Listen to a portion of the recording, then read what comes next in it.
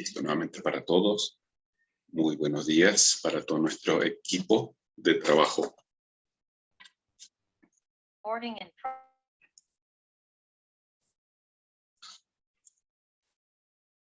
Esperemos que estemos muy bien.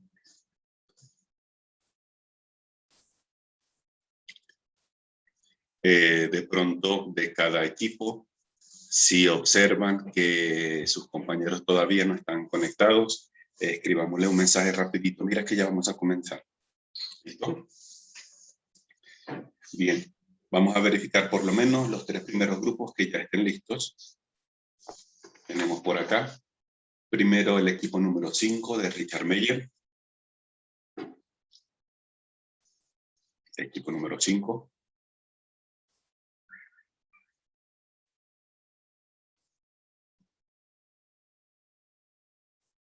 Equipo número 5, ¿me oyen?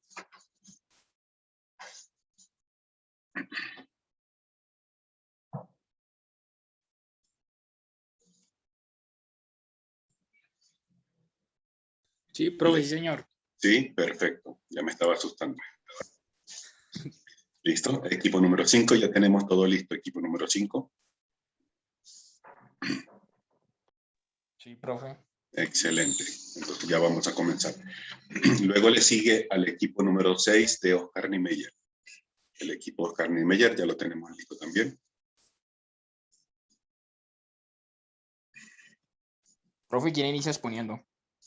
Equipo número 5 de Richard Meyer.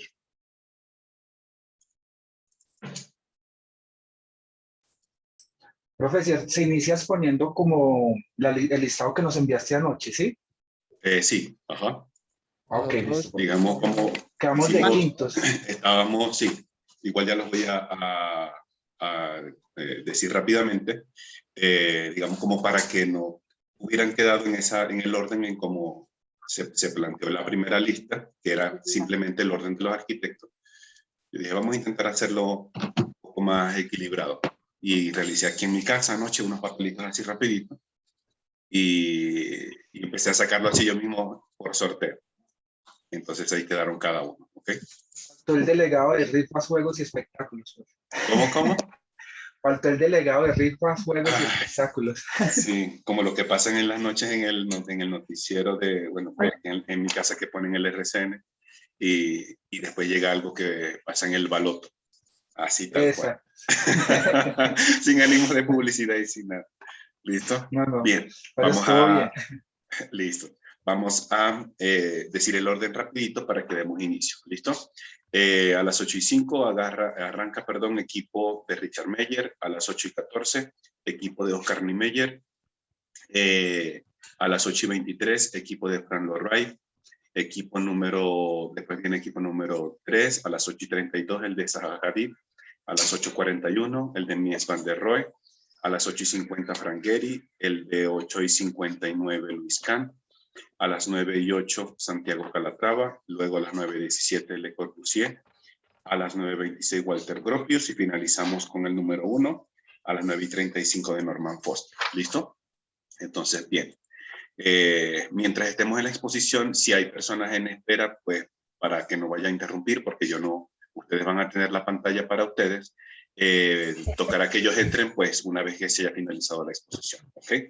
Listo. Iniciamos entonces con nuestro primer equipo. Nuevamente para todos, bienvenidos y bienvenidas. Arrancamos con el equipo de Richard Meyer, por favor. Inicie su presentación.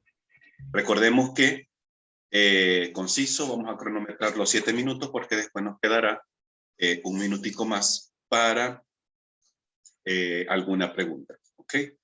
¿Listo? Adelante, yo voy a apagar mi cámara por acá para que se estabilice mi internet. Profe, ¿y ya se ven las diapositivas? Sí, señor, ya por lo menos ya yo lo puedo estar viendo. Listo, gracias. Adelante. Buenos días, mi nombre es Juana Valentina Borges y mi grupo está conformado por Santiago Macías, Andreli del Pilar Martínez, Laura Fernanda García, Andrés Felipe Porto, Jefferson Silva y Joaquín Felipe Infante. Bien, en la primera diapositiva tenemos la ficha técnica, que son algunos de los datos y características que apoyarán esta sustentación. Pásala. Ok. Jean Paul Getty fue un empresario estadounidense y es el encargado de poder realizar esta obra, ya que tiene varias empresas y fundaciones. El Centro Getty funciona como un campus donde se encuentra la sede principal del museo Jean Paul Getty. También es un instituto de investigación, un instituto de conservación y el Fideicomiso Getty. Además de esto, él cuenta con instalaciones de auditorio y varios jardines. Se encuentra en las colinas de Santa Mónica, en Los Ángeles, California, y su área total es de 105.500 pies cuadrados. Este también cuenta con 6 galerías dedicadas a exposiciones cambiantes y el espacio total de dichas galerías es de 48.000 pies cuadrados. Su construcción se dio inicio en 1987 y se dio fin 10 años después, concluida en diciembre de 1997. Pásala. Okay. Richard Meyer es un arquitecto estadounidense, nació en Newark. Meyer estudió arquitectura en la Universidad Cornell, también desarrolló facetas como diseñador y escultor, y después de eso hizo varios proyectos en despachos de arquitectos. Él es heredero del racionalismo y más concretamente del propio Le Corbusier. Richard Meyer fue el ganador del premio Pritzker en 1984 y su obra se caracteriza en su mayoría por hacer un uso racional de la geometría, por la claridad de sus espacios y el soberbio manejo de la luz y el uso del blanco. En 1975 fue profesor de arquitectura en la Universidad de Yale y el Museo de Artes Decorativas en Alemania supuso que era una nueva etapa para Meyer por ser su primer encargo de envergadura en Europa, por lo que se vio confrontado a compaginar de un nuevo modo con el problema en el entorno edificado.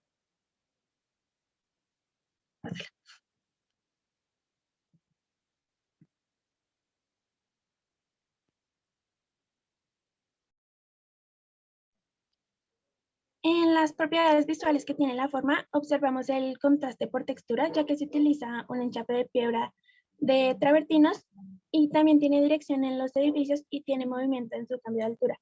Este proyecto se da a resaltar bastante por su elegancia y la calidad de su arquitectura, su riqueza y su refinado manejo del espacio, así como una rigurosa modulación de geometría.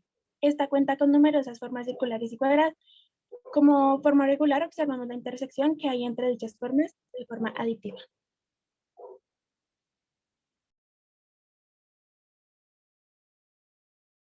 Bueno, buenos días, soy Santiago Macías. Entonces, pues yo les voy a poner sobre el sólidos identificables en la hora. Pues esto trae más que todo como la circulación y pues el acceso que se genera en esta estructura. Dándole pues como se empecé a saber, pues primero son las entradas.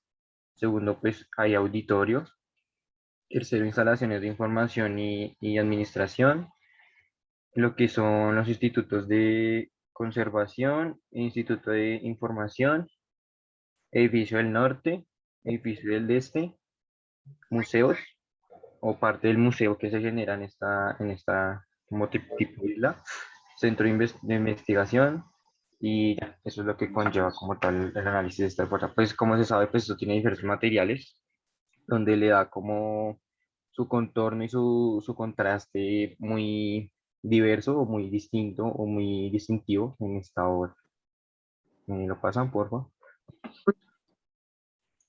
Bueno, pues las transformaciones de la forma, pues como se sabe ya pues que este edificio pues tiene diferentes formas geométricas, digámoslo así, en el cual pues no conlleva directamente ya lo que es una forma terminada, sino ya es como conlleva en cierta medida a diferente forma y diferente como proyección, digámoslo así, de esta estructura.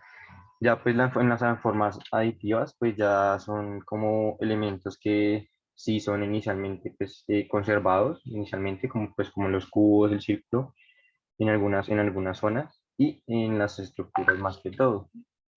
Ya pues lo pasan por favor. Ya pues lo que son planos horizontales y elementos verticales y aberturas, ya pues como se sabe en plano horizontal, pues se puede ver como un plano elevado en el cual pues cambia mucho lo que es su color textura, dándole así como una forma para distinguirlo, dando como tipo, por ejemplo, una viga en esta estructura, como se puede notar una viga en la imagen central de esta diapositiva, que pues trae una textura diferente y un color diferente. Ya pues en la vertical pues son como los pirales que aguantan este pequeño cubito, digámoslo así, de este edificio en la imagen de izquierda, la imagen izquierda, sí, dándole así como como un color y una textura a su diferente forma arquitectónica. Ya en lo que son aberturas, son como para entradas de espacio, bueno, entradas de espacio no, sino entradas de luz hacia, hacia la estructura, digámoslo así. En el cual pues se pueden ver que son ventanas, balcones, puertas y demás cosas que ayudan a que pues no haya solamente iluminación eléctrica, sino también energía solar. 30 Lo pasan segundos por por aquí, Santiago.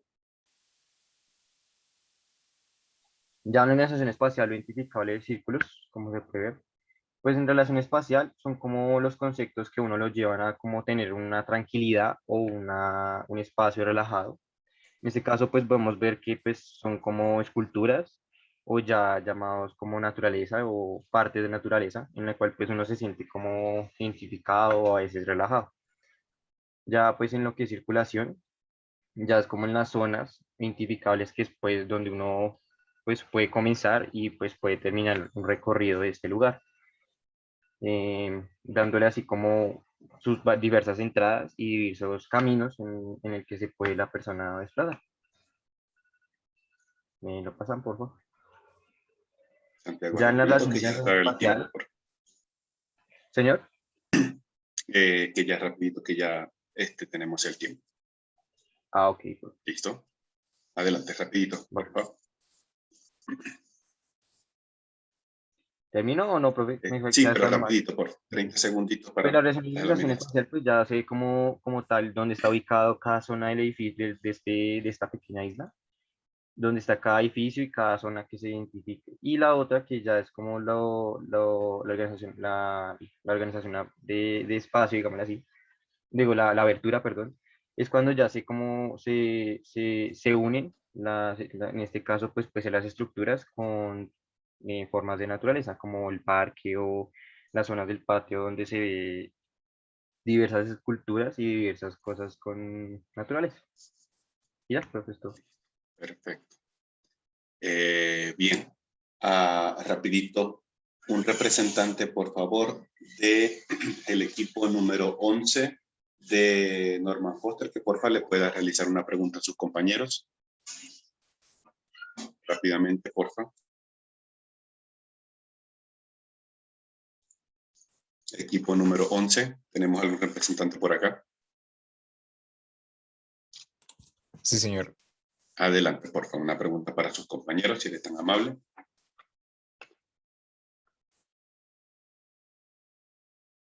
Un segundo, profe. Un segundo nada más.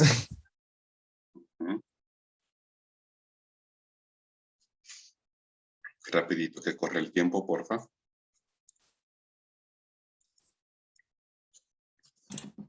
Pues queremos saber cuál fue el diseño más importante de este arquitecto y por qué. Listo, rápidamente. Si de pronto lo sabe Santiago, algún otro hasta ahorita que hayan podido consultar ustedes. O también porque este proyecto que acaban de exponer tuvo relevancia para el contexto arquitectónico. No sé quién está hablando, pero pues te va a responder la pregunta del por qué es como el más importante y por qué escogimos este. En sí, Listo, rapidito. él Ajá. tiene muchos proyectos en el cual nosotros encontramos en una página todos esos proyectos. Y el más relevante fue esta que es como la ciudad, que fue una de las como que tuvo como un gran, como más, como te explico, como más impacto al ser como tan grande y como tan bien diseñada. Es más como porque escogimos esta y como que es la más relevante. Listo, perfecto. Muchísimas gracias, equipo número 11 y equipo número 5 también.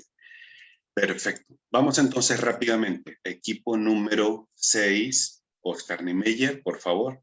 Presentación en pantalla. Ahí va, profe.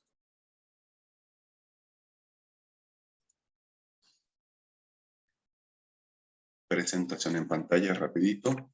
Normalmente yo voy a activar mi micrófono cuando falta un minuto y les digo, nos queda un minuto. Sintetizan lo que falta. Cuando suene el pitico, enseguida ya finalizó el tiempo. ¿Listo? Rápidamente, por favor, adelante. Bueno, profe, intentaré ser lo más breve posible. Entonces, el Palacio de Alborada de Oscar Niemeyer, que mi grupo está conformado por Laura Fuentes, por Brian Steven Díaz, por Cielo Ginette Contreras, Julián David Cruz, Diego Andrés Díaz, Karen Sofía Fonseca y el que les está hablando, Cristian Camilo García.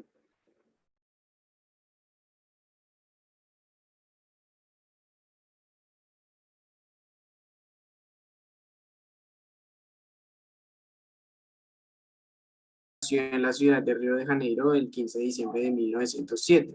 En el año de 1929 logró ingresar a la Escuela de Bellas Artes de Río de Janeiro, la cual terminó siendo dirigida por el señor Lucio Costa 2 años más tarde, quien a su vez sería uno de los más grandes maestros de este joven. Uno de sus primeros trabajos como profesional llegaría para el año 1936, donde se le encargó diseñar el edificio del Ministerio de Educación y Sanidad de Río de Janeiro, que fue consagrado con el cargo de coordinador de la Escuela de Arquitectura de la recién creada Universidad de Brasilia en el año. Falleció el 5 de diciembre del 2012 en Río de Janeiro, Brasil. El edificio, el Palacio de Alborada, está ubicado en el país de Brasil, por la vía presidencial, zona cívico-administrativa CEP 701.50.000 en Brasilia DF. El palacio fue hecho entre los años de 1957 y 1958, siendo el primero del gobierno que fue hecho en la entonces reciente designada como capital federal, y es reconocido como por su simplicidad y modernidad. El área total de este espacio es de unos 7.000 metros cuadrados, que están distribuidos en 3 plantas, que son el sótano, la planta baja y la segunda planta. En los alrededores, siendo también parte del palacio, hay una capilla y un helipuerto dentro de la construcción como tal. Ahí del palacio hay una capilla y un helicóptero, un helipuerto, y dentro de la construcción como tal hay facilidades tan impresionantes como un teatro para ver cine y un centro médico y un salón de juegos. La función. El Palacio de Alborada es la residencia oficial del presidente de la República Federativa de Brasil. Allí han habitado todos los presidentes desde Juscelino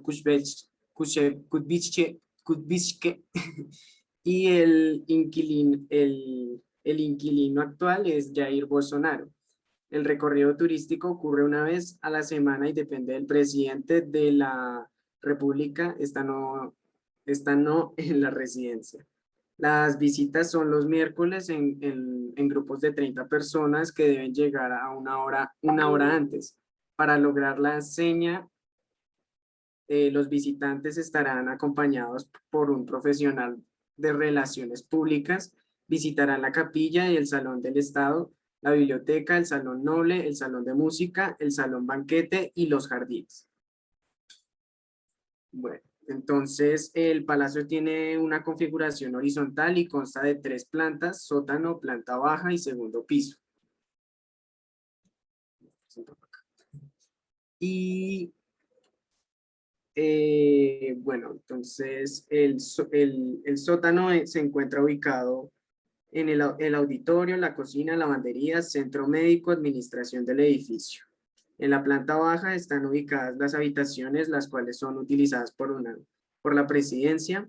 El segundo piso tiene una función de acoger la parte residencial del palacio, donde se encuentra 4 suites, 2 apartamentos y otras habitaciones privadas alrededor. De él podemos encontrar una capilla, un helipuerto, y cabe resaltar que esto sigue siendo parte del palacio. Dentro de su edificación logramos observar cosas que suelen ser tan impresionantes como un teatro para ver cine, un centro médico, un salón de juegos, y el espectador tiene que tener una sensación de ver una caja de vidrio y aterriza en el suelo, que aterriza en el suelo. Entonces, gracias a su increíble línea de curvas y sus proyectos han ganado un increíble recorrido mundial, haciendo así que sus 10 mejores obras sean el Ministerio de Educación de Salud de Río de Janeiro, el conjunto de Pampulha, Belo Horizonte, la sede de la ONU de Nueva York, la Catedral de Brasilia, el Congreso Nacional de Brasilia, el Sambódromo de Río de Janeiro, el Memorial de América Latina, San Paulo, el Museo de Arte Contemporáneo de Niterói, el Museo Oscar Niemeyer Curitiba, el Centro Niemeyer en España. El espacio formal del increíble Palacio de Alborada, lleno de lujos y comodidades, cuenta con una estructura básica de orden simple a base de figuras geométricas comunes, tales figuras como cuadrados, rectángulos y círculos. Y como toda estructura, cuenta con un eje central que atraviesa todo el palacio. El orden de las placas forma una figura muy parecida a una cruz que consta del palacio en el centro, piscina olímpica al norte, escultura monumental y estanque hacia el sur, la capilla de Alborada hacia el occidente y la entrada al sótano hacia el oriente. Nos quedan 40 segundos, ¿listo? Señor. Nos quedan 40 segundos de exposición. Bueno, que rodean el palacio y crea una tensión espacial que asimismo crea una centralidad como tal. El análisis formal simple solo cuenta con lineamientos de órdenes verticales y horizontales. El Gran Palacio Presidencial está diseñado especialmente por el Plan de Orden Territorial de Brasilia en forma de avión diseñado por el urbanista Lúcio Costa, y siendo el difunto Oscar Niemeyer el arquitecto que casi todo el patrimonio arquitectónico de la ciudad de Brasilia. Por la otra parte, vemos en la arquitectura de Oscar Niemeyer que imprime su sello en las otras obras que realiza. En ella siempre está presente una curva. La arquitectura está atraída por ella por ser libre y sensual, porque está presente en las montañas de Brasil, en el curso de sus ríos y olas del mar, en el cuerpo de la mujer que utiliza colores vibrantes, combinándolos con formas diferentes nunca antes vistas. Además, las esculturas sin dejar atrás e incorporado sus obras del paisaje natural de Niemeyer, llevan la pasión artística desde niño y siempre se ha interesado en dibujar, pero son solo dibujos que convencen de hacer un proyecto, muchas veces el texto, que presenta completamente los planos y haciendo más entendibles. Cristian. Señor. Ya se nos pasó el tiempo. ¿Les faltó exposición? Pregunto. Un pedacito nada más. Listo, no podemos extendernos más. Listo, me tocará revisar el resto cuando carguen la presentación a la plataforma. Sugerencia para todos los equipos restantes, por favor. Si tenemos algún diálogo de pronto en mano que nos está ayudando a hacer la exposición, intentemos ser concisos, porque a lo mejor siento que estás leyendo, Cristian, no me parece mal por la modalidad en cómo estamos ahorita, pero eso nos hizo que se nos consumiera muchísimo tiempo, específicamente en lo que eran los aspectos iniciales de biografía, de quién era el presidente, de a qué hora abrían el teatro, entre otras cosas. ¿Listo? Entonces, bien, necesitamos que ahora el equipo de Walter Cropius, por favor, elabore rápidamente una pregunta para nuestros compañeros. Sí, profe. Adelante, por favor. ¿Cuál elemento que destaca en la arquitectura del arquitecto, esta arquitectura que nos está presentando nuestro compañero, qué elemento destaca más en esa arquitectura? Pues de esa arquitectura resalta más la simplicidad. Existe una columna que creó ese arquitecto, en este momento es el escudo nacional de Brasilia. Entonces es esta figurita que aparece acá. Muéstraselo a tu compañero o a todos nosotros, porfa, con alguna imagen que tengas por allí. Es esta que se...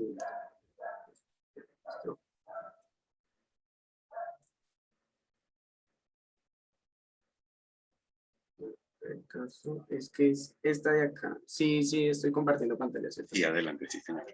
Es esta columna tan extraña que ven acá. Tiene como una geometría compuesta.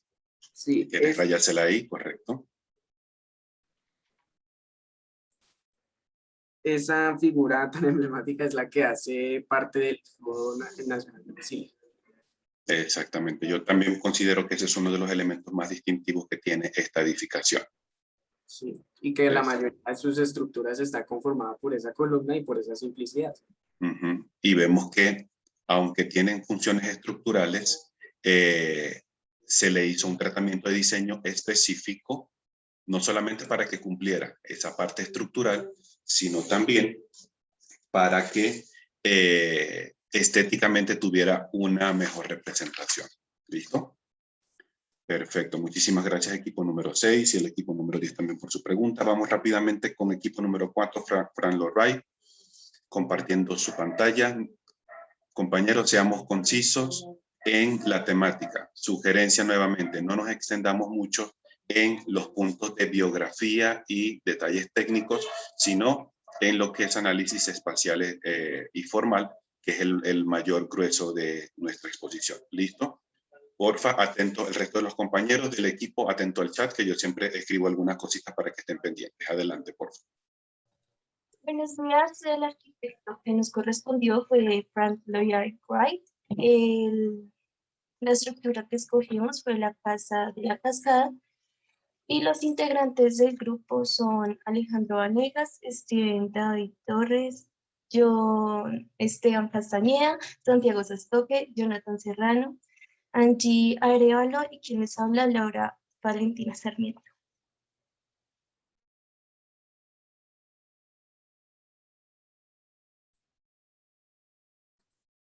Bueno, biografía de Frank Lloyd Wright. Nació el 8 de junio de 1967 en Wisconsin, Estados Unidos, y murió el 9 de abril de 1954 en Arizona, Estados Unidos. Frank Lloyd Wright estudió en la Escuela de Madison Central y se formó como arquitecto en la Universidad de Madison. Ganó 2 reconocimientos por sus estructuras llamativas a la Medalla del Oro del Real Instituto de Arquitectos Británicos en 1939 y ganó la medalla de oro al Instituto Americano de Arquitectos en 1949. Sus obras más conocidas son Miller House, el rascacielos Price Tower y el Johnson Wax. Siguiente página. La Casa de la Cascada y su construcción.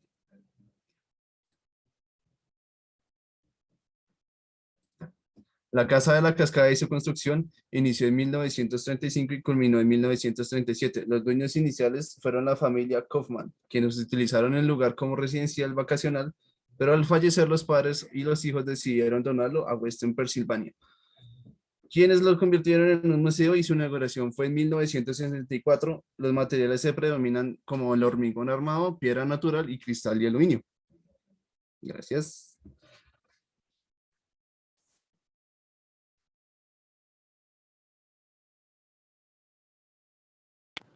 Análisis formal.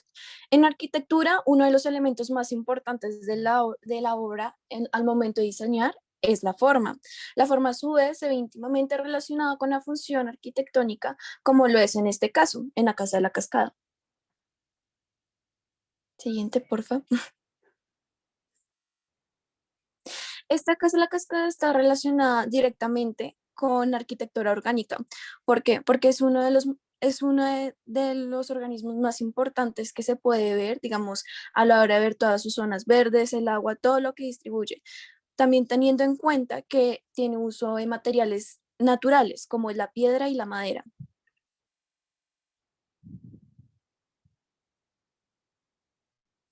Acá pusimos algunas imágenes porque nosotros queríamos que vieran algo como el contraste de las geometrías. Ahí las está mostrando mi compañera. Se ve un poco el interior, ya que esto ayuda a resaltar toda la construcción interiormente y también exteriormente. También les pusimos un pequeño video para que lo vean.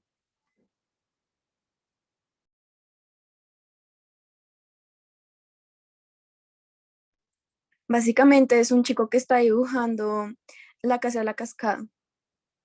Súper lindo, la verdad. Y la parte de la forma lo quiero cerrar con esta frase de la forma y la función son una, utilizando la naturaleza como el mejor ejemplo en esta integración. Y lo dijo Frank Lloyd. Bueno, en estas imágenes podemos ver las vistas proyectiles del lugar. Las primeras 3 imágenes nos muestran el diseño de cada planta y las otras sus alrededores. Podemos analizar que cada planta está nivelada de acuerdo al terreno, ya que el objetivo que tenía Fran era respetar el espacio, así que la estructura se acoplaba a lo que la naturaleza le ofrece.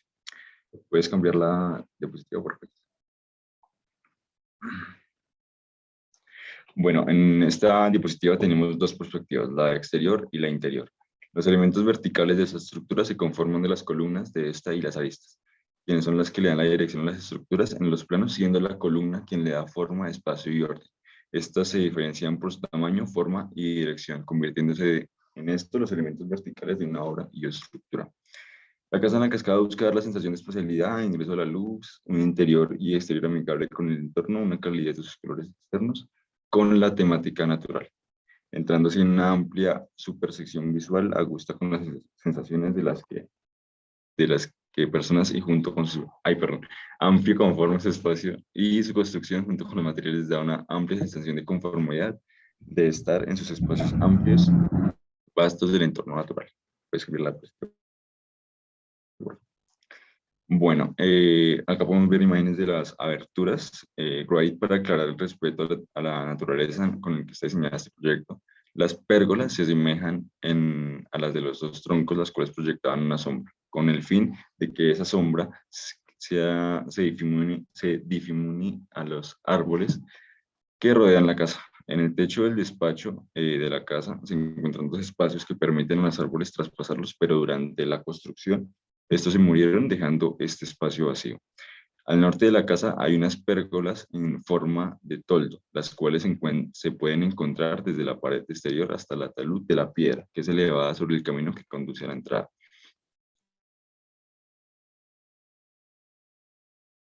Bueno, el arquitecto quería generar en el ambiente mucha luz natural, por lo tanto implementó ventanas en cada rincón del lugar, incluyendo en el piso, con el objetivo de que ingresara más luz y viento al piso inferior.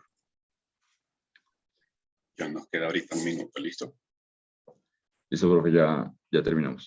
Perfecto. De pronto, antes de darle el pase a el equipo número 9 que elabore su pregunta, yo voy a aprovechar en este minuto que le queda en elaborar otra pregunta. Dentro de aquella composición, lo que fue esa composición volumétrica que hace nuestra vivienda de la Casa de la Cascada, ¿cuáles, según su criterio, se aprecian los elementos que hacen esta composición dentro de lo que son los volúmenes en general? ¿Cuáles creerían ustedes que son los que componen esta vivienda? Hablamos de que es una arquitectura orgánica, pero en cuanto a volumetrías empleadas por el arquitecto, ¿cuál consideran ustedes? Pues yo leí un poco y no sé si estoy bien al contestarte esto, pues se aplicaba muchas transformaciones aditivas, dimensionales y sustractivas, y obviamente pues lo orgánico que pues acá está en mencionar. Okay. Y más o menos según tu criterio, ¿qué volúmenes por lo menos tú puedes identificar con facilidad? ¿Se aprecian de pronto esferas, pirámides? Yo de pronto con el...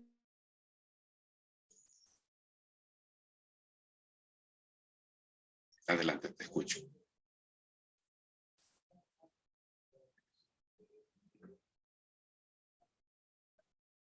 Angie. También un cuadro. Exacto, o sea, digamos lo que podemos decir que es que el rectángulo es como que la figura geométrica base, ¿sí? Y entonces, por ejemplo, en la parte de la base de la casa podemos ver que se le cortan como que pedazos, por así decirlo, y ya pues aplicarlo todo lo que vimos en las clases. Ok, perfecto, listo.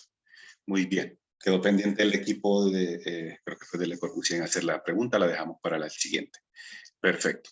Vamos con el siguiente grupo, número 3, Zaha Hadid, por favor. Buenos días. Hola, muy buenos días. Buenos días. Mi compañero Escalatorre y yo les vamos a exponer sobre nuestra arquitecta Zaha Hadid y una de sus obras. Bueno, Zaha Hadid nació el 31 de octubre de 1950 en actual Irak. Pasó la mayor parte de su vida en Londres, donde cursó sus estudios arquitectónicos en la Asociación Arquitectónica y finalmente falleció el 31 de marzo de 2016 en Miami, Estados Unidos. Ella es reconocida por bastantes premios, también como lo son el Pritzker, siendo la primera mujer en conseguirlo, y este es un premio con mayor prestigio a un arquitecto o una arquitectura anualmente.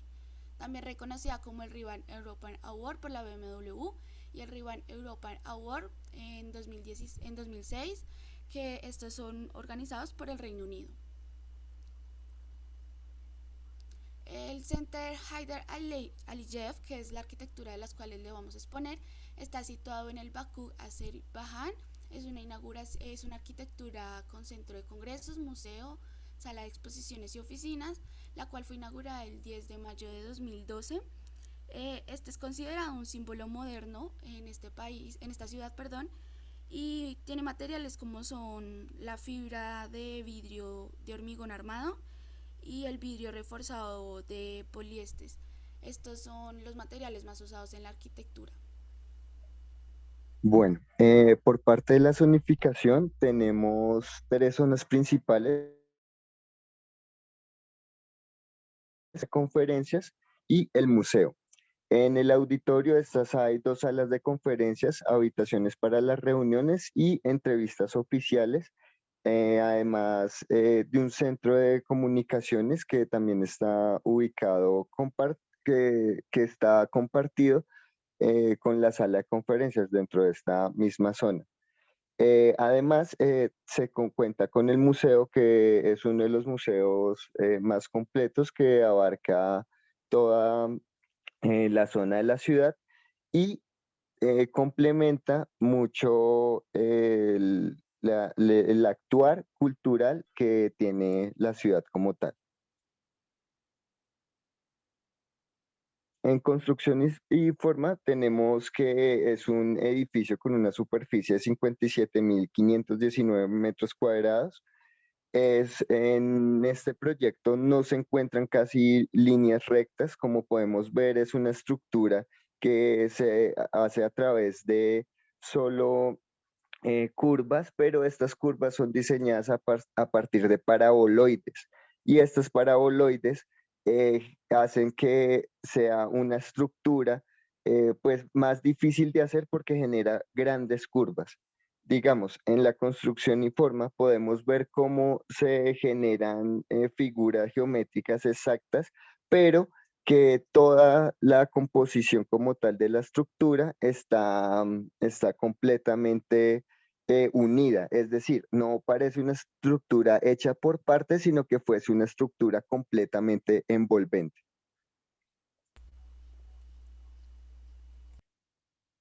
Correspondiente a, correspondiente a la distribución de zonas y cómo están en los planos, podemos ver que es una estructura completamente, como hablaba, curva, pero que a su vez aloja espacios espacios de distribución exacta, y además cada uno de los espacios está distribuido de una forma en que la persona que se encuentre dentro de este proyecto pueda ir a cada una de los salones que se presentan dentro del proyecto de una forma fácil. Ella siempre buscaba que durante los recorridos de sus proyectos se tuviese una conexión directa entre el proyecto y la persona que está habitando el proyecto, para que a partir de sensaciones, como por ejemplo sensaciones de luz, sensaciones de vientos y demás, se generaran diferentes acciones dentro de cada uno de los espacios de este proyecto. Bueno, tomando en cuenta lo que hablábamos en clase de la iluminación y ventanas en una arquitectura, podemos ver que esta tiene una fachada de vidrio, la cual le ayuda bastante a la iluminación. La arquitectura también tiene color blanco, que también ayuda, y podemos notar que hay puntos ciegos tal vez en los que no llega la luz solar y se necesita de luz artificial, pero sin embargo es muy poca la que se utiliza en la arquitectura por la ayuda de la fachada en vidrio. Además de esto, perdón, sigue. Gracias. Ya para terminar, sabemos que la arquitectura pues es bastante grande y tiene zona verde a su alrededor, la cual la hace ver muchísimo más central, a pesar de que esta está sobre una vía, pues su acceso sigue siendo bastante fácil. También, como podemos ver en la imagen derecha, está rodeada por bastantes edificios pues altos, sin embargo la arquitectura predomina ante estos. Listo. Y aquí también podemos ver que se tienen envolventes de grandes bifurcaciones con pliegues e inflexiones. Esto lo que hace es que el paisaje se modifique a través de la arquitectura. Y como comentaba mi compañera, y podemos ver en las imágenes, este centro hace que resalte a partir de toda la arquitectura que lo rodea, porque la arquitectura que lo rodea pues es una arquitectura que se da en diferentes escalas, pero es una arquitectura, digamos que entre comillas, clásica a lo que se está presentando a partir de este proyecto. Bueno, ya, profe, ya para también hacer un cierre, podemos decir que este proyecto da a entender la importancia que tiene la arquitectura y el diseño para cambiar toda la, digamos, vida y dinámica en una zona especial de donde se encuentra el proyecto. En este caso, este centro cultural, podemos ver que modificó absolutamente todo su entorno y zona para dar así un buen servicio a la comunidad. Perfecto. Muchas gracias, profe. Muchísimas gracias, Oscar, y a este equipo. Le pido, por favor, al equipo, creo que no lo logramos hacer, el equipo de Le Corbusier, que plantee una pregunta para sus compañeros, si son tan amables. Rápidamente. Del equipo de Le Corbusier, equipo número 7. Rapidito, porfa. Una pregunta para... Vale, profe, yo tengo una pregunta. Adelante. ¿Cuál fue el material de construcción más usado en esta obra? Como lo mencioné anteriormente, dije que había sido fibra de vidrio de hormigón armado y vidrio reforzado de poliéster. Vale, gracias. En este caso del proyecto de Zaha Hadid, observamos como en una de las fotografías, casi una de las últimas, como todo un entorno, como si fueran puros bloques ortogonales, y que en medio de todo eso parece que estuviese emergiendo este proyecto de esta famosa arquitecta. Un par de comentarios rapidito. En la parte de la presentación se va preparando, por favor, el equipo de Mies van der Rohe. En lo que es la presentación del proyecto, creo que colocaron la ciudad, pero no sé si yo logré escuchar muy bien el país donde estaba. ¿Listo? Y cuando hablamos en cuanto a la parte formal, vi que colocamos que si unos triángulos, unos rectángulos y como una elipse o una circunferencia. De pronto esas figuras no es que se aprecien con claridad, porque a lo mejor si nosotros vemos una fotografía, a lo mejor el triángulo no se ve tan directo o la circunferencia de pronto no se ve tan directa, pero pudiésemos nosotros intuir que a partir de esa forma posiblemente se realizó la composición. Eso a lo mejor sí lo podemos comentar, ¿vale? Listo, profe, muchas Excelente. gracias. El equipo de Mies van der Rohe, por favor. ¿Listo? Listo, profe. Primeramente, buenos días para usted y para todos los compañeros aquí presentes. Pues le vamos a exponer el día de hoy a Mies van der Rohe. Pues como puedes ver ahí en los nombres, los representantes o integrantes de este grupo son Jim Parrado, Mayerly Pastrán, Carlos Mario Pavón, Esteban Ospina, Natalia Sánchez, Jefferson Perdomo y por último, Óscar Ortiz. Perfecto. Biografía de Mies van der Rohe. Nació el 27 de marzo de 1886 en la ciudad Aquisgrán, Alemania. Fue un arquitecto y diseñador industrial y era o es reconocido aún como uno de los pioneros de la arquitectura moderna. Realizó sus estudios en la Universidad de las Artes de Berlín, ubicado obviamente en la ciudad de Berlín, Alemania. Falleció en la ciudad de Chicago, Estados Unidos.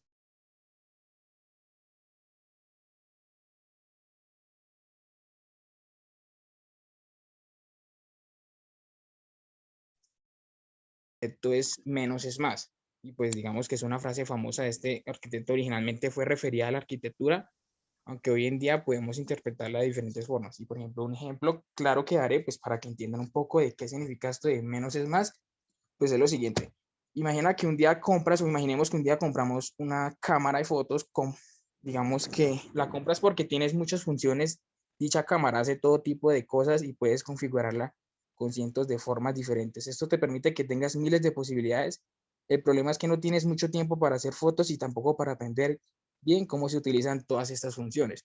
Al fin y al cabo haces pocas fotos porque la cámara es muy difícil de manejar. Decides vender esta cámara y comprar otra mucho más sencilla. Cuando consigues tu nueva cámara te das cuenta de que la utilizas mucho más y que haces muchas más fotografías. Como es muy sencilla de utilizar, precisamente la utilizas como que más y pues obviamente haces más funciones y no como una, digamos que es como tan avanzada. Entonces podemos decir fácilmente y aplicar la frase de este arquitecto que menos es más. Mucho menos difícil de manejar y pues haces muchas más cosas. Listo. Datos técnicos de la obra seleccionada. El arquitecto pues obviamente es Mies van der Rohe. Ubicación está en Tutitlán de Mariano Escobedo, México. El año de construcción fue en 1957 hasta el año 1961. El ente solicitante fue la familia Barcadi, la cual tiene una compañía de bebidas alcohólicas. El área de construcción fue 14.04 metros cuadrados.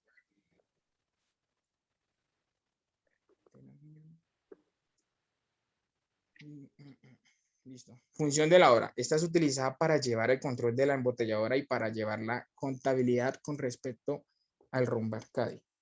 Lo que pudo inducir en la obra. Esta induce a sus empleados un espacio de trabajo más agradable y más relajante, con el cual está construida sobre una zona verde que está rodeada de una cortina de árboles, así como pueden ver en la imagen. Siguiente, por favor. Aquí podemos ver una de las formas, o sea, sólidos primarios identificados, prisma de base cuadrangular, así como podemos ver, pues obviamente en la imagen. Siguiente, por favor.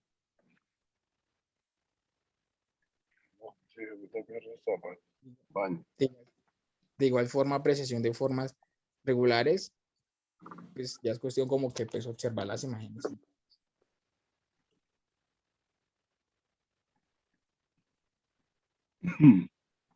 Transformación de la forma, formas aditivas en forma de tramas. Podemos también ver como la clase pasada en la que estuvimos con el profe, pues digamos que formas que se unen, es como podemos ver en la imagen derecha. Cámbiala, por favor. Identificación de los planos horizontales, plano elevado, identificación de elementos verticales lineales, columnas tipo en T.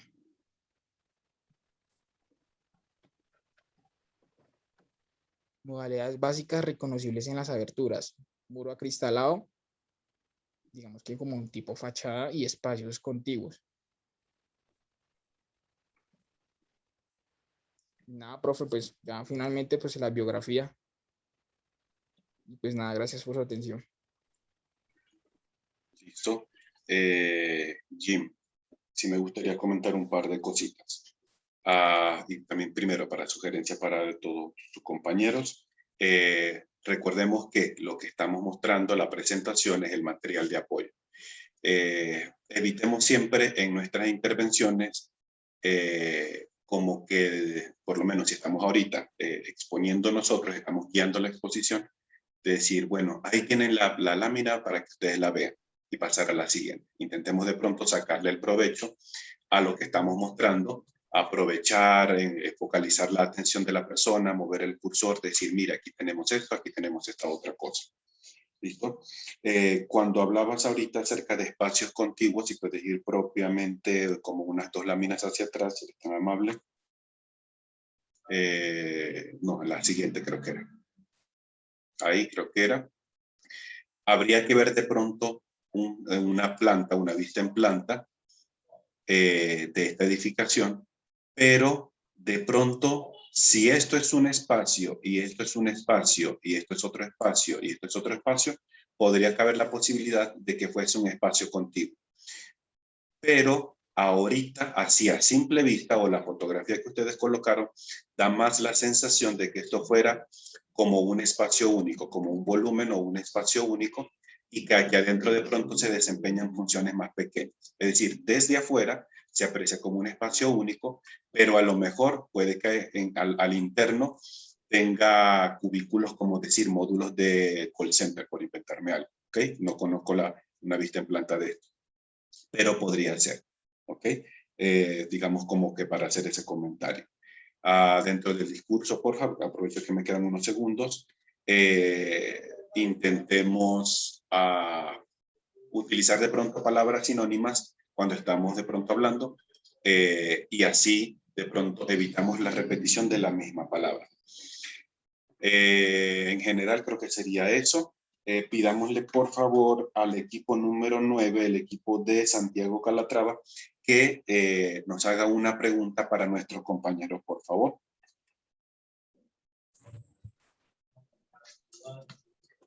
El equipo de Santiago Calatrava, por favor. ¿Qué texturas se destacan en esa obra? Como tal, la obra fue creada más, se utilizó más lo que fue estructura metálica y vidrio. Entonces, como tal, la textura se basó más en el tema del vidrio y la estructura metálica, como ya lo había dicho. Ok, perfecto. Creo que por lo menos podemos ver en este tipo en esta edificación, combinaciones de este tipo de materiales. Posiblemente esto habrá que de pronto, en la investigación que nosotros hagamos de pronto un poco más a profundo, a lo mejor ver si este tipo de materiales que se usaron en esta obra responde también a lo que estaba de pronto en auge al momento de la construcción. ¿Listo? Perfecto. Bien, vamos rápidamente con el equipo de Frangheri, por favor. Sí, profe, buenos días. Ya Muy estoy buenos subiendo el días. trabajo.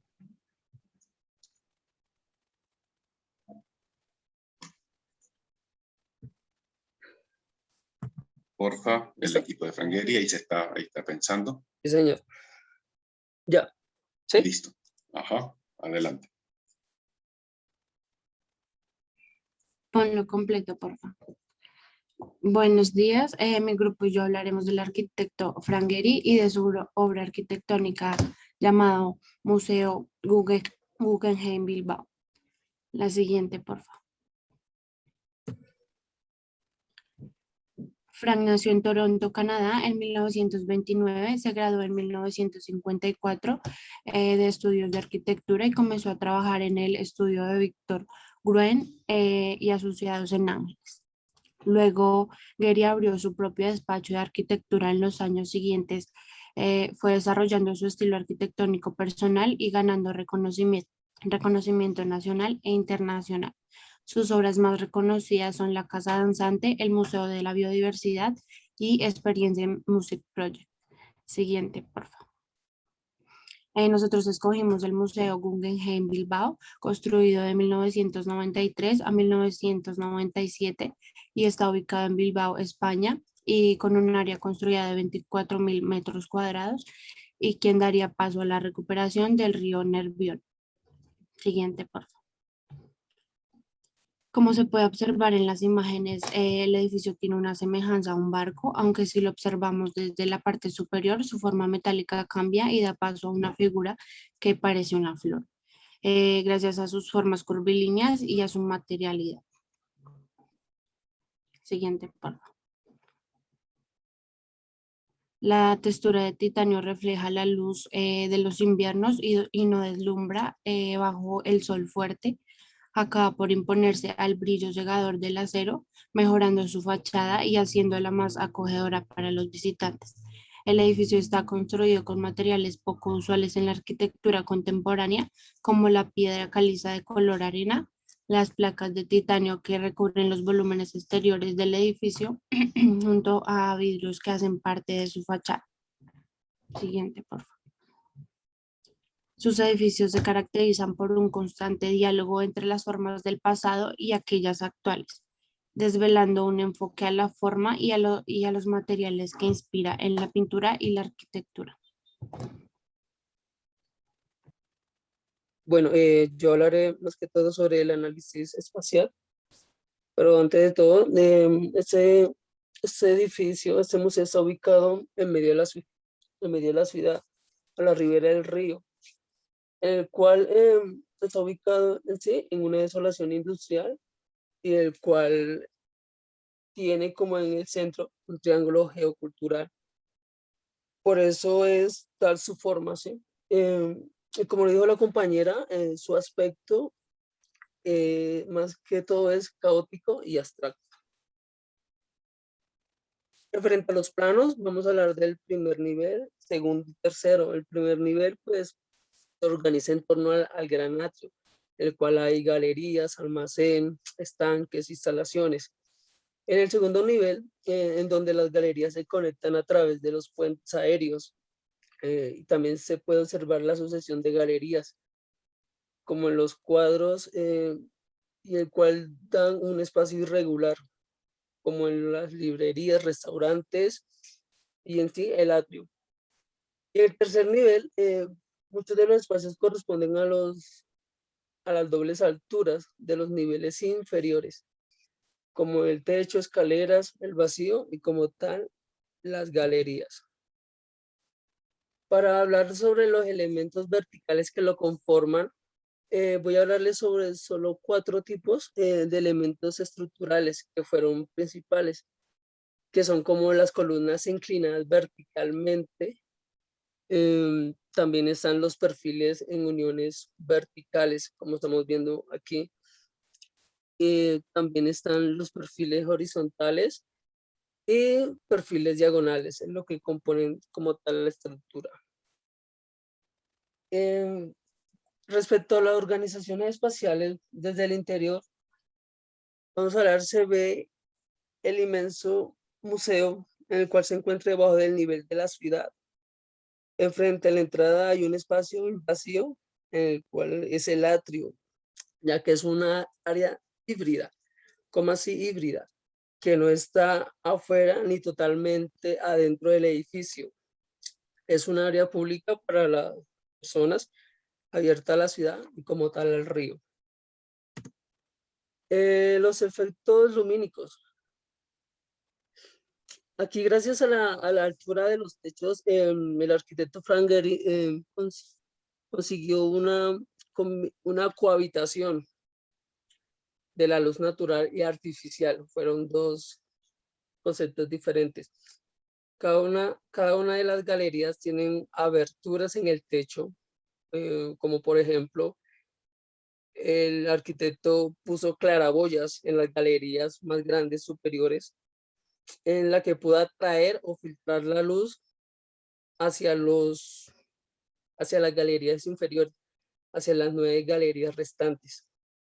Pero al final el trabajo de las obras del museo se iluminan con lámparas artificiales, con lámparas eléctricas. En cuanto a las relaciones espaciales, vamos a hablar sobre que gracias a ella en el interior hay... Señor. No, que nos quedan 50 segundos. Por favor. Ok. Entonces, en cuanto a las relaciones espaciales, vamos a hablar más que todo de el interior, gracias que a las rampas y pasillos, el visitante por medio de ellas puede alternar sucesivamente 2 viajes, como así 2 viajes, que estando adentro del museo puede observar y admirar las obras, las galerías como tal, y a la vez da en sí un paseo como tal a la ciudad. puede observar la ciudad desde arriba y observar todo lo que tiene. Ahora, los elementos de la circulación, podemos observar que ese museo Guggenheim tiene grandes estructuras gracias al escultor Serra. La parte inferior abajo podemos ver una araña llamada Mamma, el cual está ubicado en la parte oeste. Corresponde como la atracción para los visitantes. En el lado oeste está una escultura gigante, como la forma de un perro, que se llama Jet Scope, realmente realizada por el escultor Serra. Y también tenemos como una semientrada, que es como, en sí, no es una entrada, sino que es una forma de una galería exterior del museo como tal. Hace apariencia que es una entrada, pero no. Igual es una escultura. Señor. ¿Listo? Listo. Sí, señor. Aquí tenemos la conclusión y las referencias. Gracias, profe. Mucho gusto. Pidámosle el favor al equipo de Luis Can que nos elabore una pregunta para nuestros compañeros, si son tan amables. El equipo de Luis Can, porfa. El equipo de Luis Can a la 1, a las 2, a las 3. Rápidamente, porfa.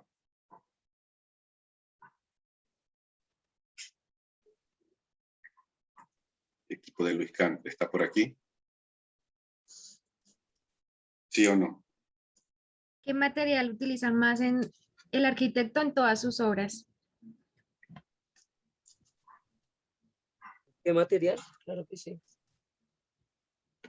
Más que todo, el arquitecto se utiliza, como ves en la estructura, el museo tiene un color como plateado, ¿no? Ese material es el titanio. Está recubierto como de espesor después de las estructuras. El titanio es muy utilizado en toda la estructura como tal. Después de ese material viene el vidrio, pero como tal en sí es el titanio. Perfecto. Como material principal, sí, señor.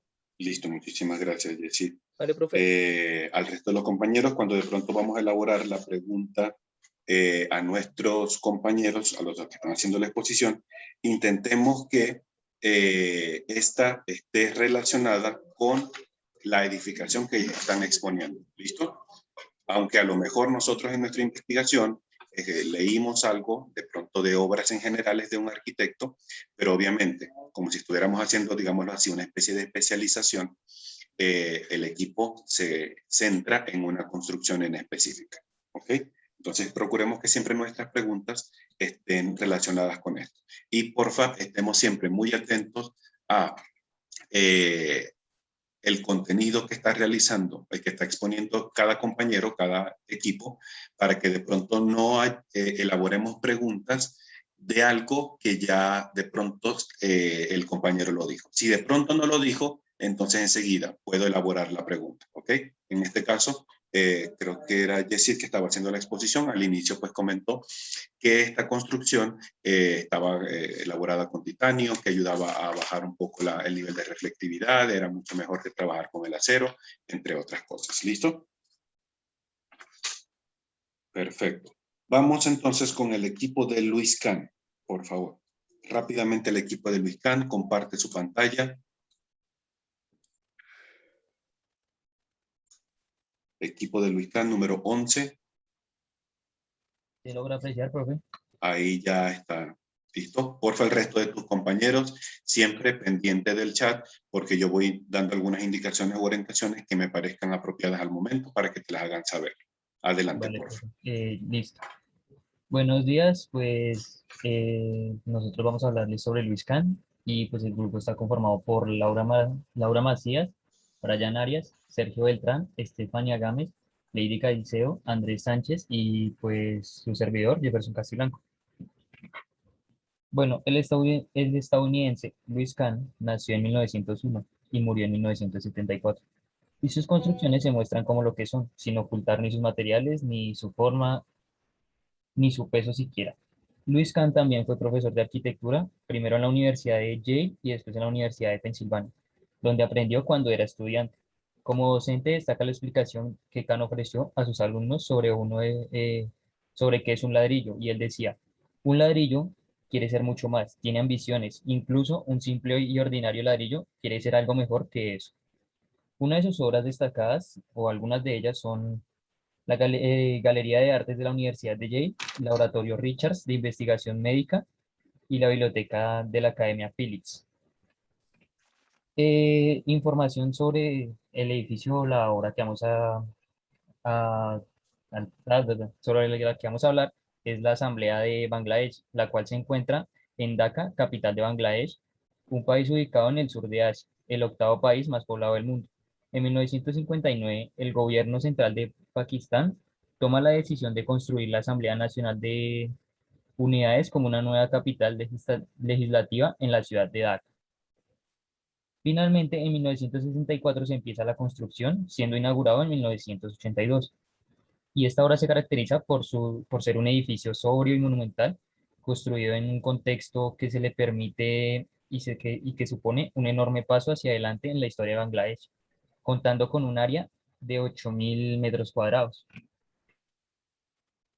Este monumento está conformado a través de figuras geométricas en su fachada, tales como cuadrados, círculos, triángulos, que se pueden observar ahí más o menos como en la parte de las ventanas, además de sus grandes espacios y grandes dimensiones y altura. Asimismo, el uso sabio de los elementos naturales como la luz, las condiciones climáticas, la temperatura y el uso de las brisas a través de la fachada para mantener como todo muy fresco por dentro. También esta estructura cuenta con una altura de 51 metros y su matiz, el cual es gris, gracias por el hormigón con el que fue construida, le da una sensación como sofisticada, por decirlo así. Este también cuenta con pues, con espacios como, sea, con una estructura sólida primaria que se identifica, pues ya que son hechas como a base de cubos y cilindros, por decirlo así, que se logran apreciar en la imagen de arriba. No sé si lo puedo, sí, en esta parte. Ya que, digamos, serían cubos y estos serían como los cilindros. Se logra apreciar, pues, en esta imagen, en este plano, como las formas regulares, los cuales son también igualmente círculos y cuadrados, básicamente. Y también cuenta con formas aditivas, como lo sería acá en este cuadrado, como se le adhieren estos círculos. Básicamente esto sería como si no estoy mal, este es el hall, y acá se agrega todo esto. Básicamente estos serían como oficinas.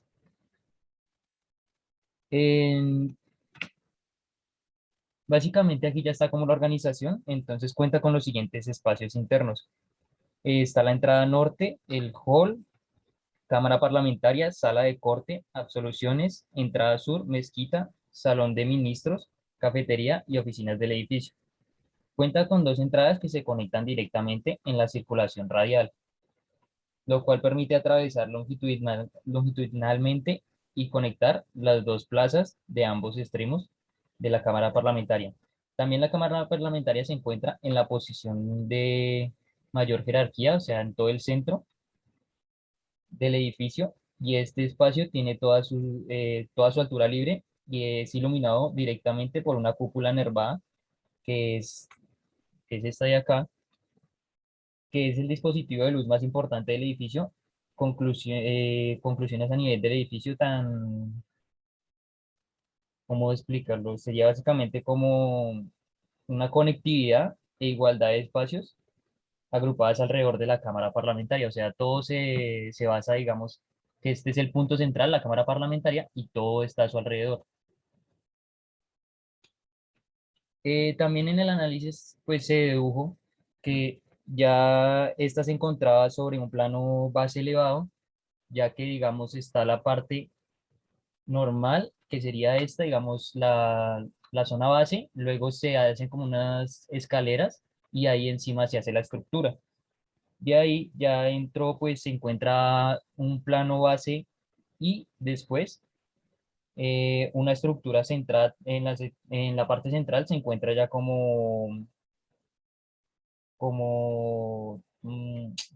en un plano base deprimido, digamos, por decirlo así, ya para poder observar como la cuestión del Parlamento y donde se reúnen todos. Y ya sería todo por este momento. Perfecto. Antes de decirle, preparado porfa, el equipo de Frangueri en elaborar la pregunta. Mientras tanto, me quedan unos 20 segundos para yo hacer algún comentario. En este caso, si de pronto Jefferson, que estaba haciendo la exposición, ¿cierto, Jefferson? Sí, señor. Okay. Si de pronto tú ves la vista superior de su edificación en estudio, ¿por cuál de los tipos de circulaciones tú podrías de pronto inclinarte más? Si a lo mejor esta edificación se aprecia con una organización, inclusive de pronto hasta una circulación radial o más centralizada, según tu criterio o según el criterio de todo tu equipo, ¿cómo lo considerarían? Pues yo diría que es centralizada, ya que, digamos, todo se enfoca como hacia el Parlamento. O sea, el Parlamento es como la parte central de todo, que es, ya como lo señalaste, profe, es como, o sea, todo se enfoca hacia el Parlamento, es como la parte más grande, y ya lo demás son como zonas aledañas que no, como dándole ese enfoque, todo es al Parlamento, todo lo central es el Parlamento, básicamente. Excelente. Pidámosle por favor al equipo de Frangueri que nos elabore una pregunta para nuestros compañeros brevemente, porfa. El equipo de Frangueri lo tenemos por acá.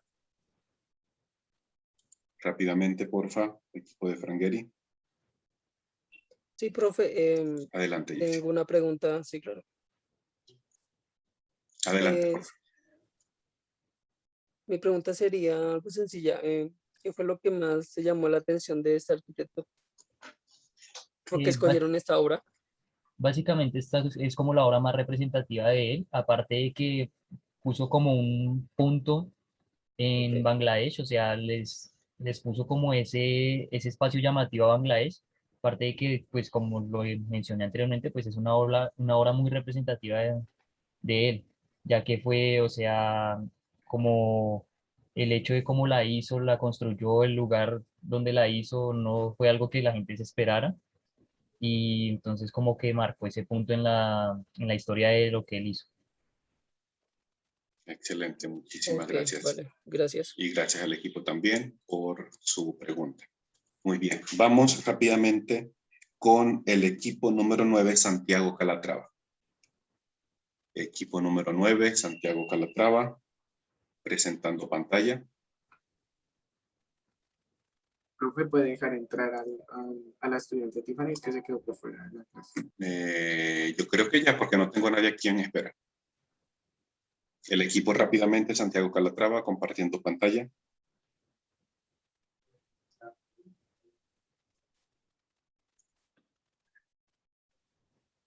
Santiago Calatrava. Ok, ahí está empezando. ¿Ya están viendo mi pantalla? Sí, señora, ahí está pensando. Adelante.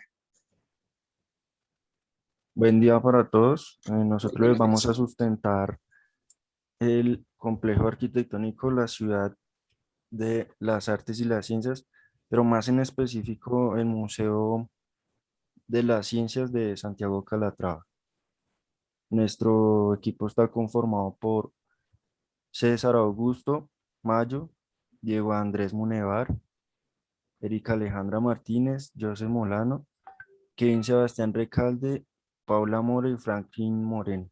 Los dejo con mi compañera.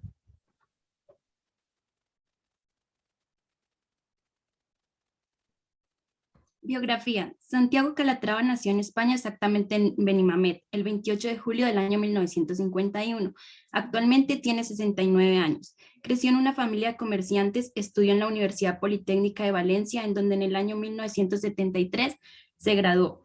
Es un arquitecto, ingeniero civil y escultor español, casado con Robertina Calatrava, con quien tuvo 2 hijos, Gabriel y Sofía Calatrava.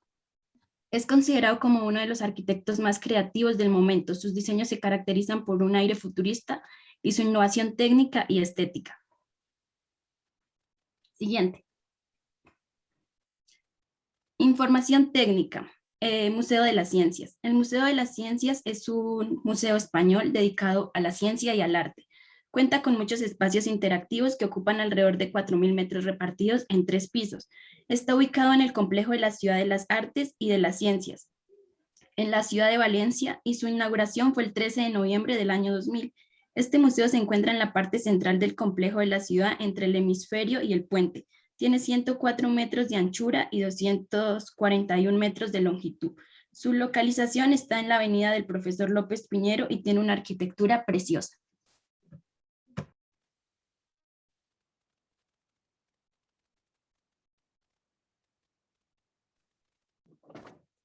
En el análisis formal nosotros nos basamos más que todo en el libro de Chin, entonces vamos a seguir un orden más o menos como va en el libro.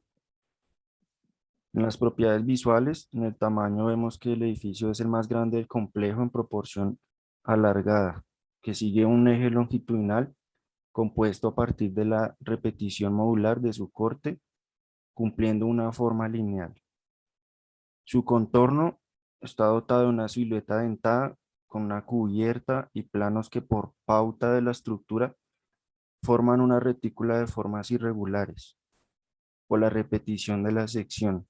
Esto nos da una sensación de un sinnúmero de formas complejas, de formas, por decirlo, algo como un gótico moderno, algo muy orgánico. Y en los colores se destaca el blanco porque es característico de Calatrava, del arquitecto. En la textura tenemos el acero y el cristal, es prácticamente una textura limpia. En los sólidos primarios, identificados en la obra, identificamos que la nave y la estructura es formalmente un cilindro, un cuarto de cilindro, o sea, un cilindro acostado seccionado en 4, con 21 arcos que siguen su mismo eje y sustentan la cubierta de aluminio y cristal. Básicamente es una forma cilíndrica acostada, apaisada. En las formas regulares y irregulares que se aprecian en la estructura, los arcos estructurales son como las únicas regulares así, formas simétricas, ya que su repetición forma el medio cilindro, parte del medio cilindro, y la retícula de la cortina de cristal de la fachada forman formas irregulares, pero en sí formalmente prima más las formas irregulares. Es una estructura muy dinámica, ya que Calatrava desarrolla el museo en una gran metáfora hacia lo orgánico, basada en la misma naturaleza. Sí, la gente que lo aprecia primero ven como una especie de esqueleto, como un esqueleto de un dinosaurio, de una ballena, lo asocian a eso. Y ese era el objetivo de Calatrava. Como por ejemplo los 5 pilares que forman el árbol, 5 pilares que sustentan la cubierta, que tienen una forma de árbol, también haciendo alusión al orgánico, y los remates en forma de pico de pato en la cubierta del lado sur, de la fachada sur, y unas costillas y vértebras en la fachada norte. El arquitecto hizo alusión a eso. En la transformación por sustracción, en esta edificación podríamos decir que sufre una sustracción del volumen que la conforma, ya que es un cilindro seccionado. El cilindro que lo conforma en sí está seccionado. Para dar lugar a la ménsula, a las ménsulas y la cortina de cristal de la fachada sur, donde se aprecian los 5 pilares en forma de árbol. En las formas aditivas deducimos que, como mencionábamos, a esta sección del cilindro que conforma el volumen principal, a sus costados,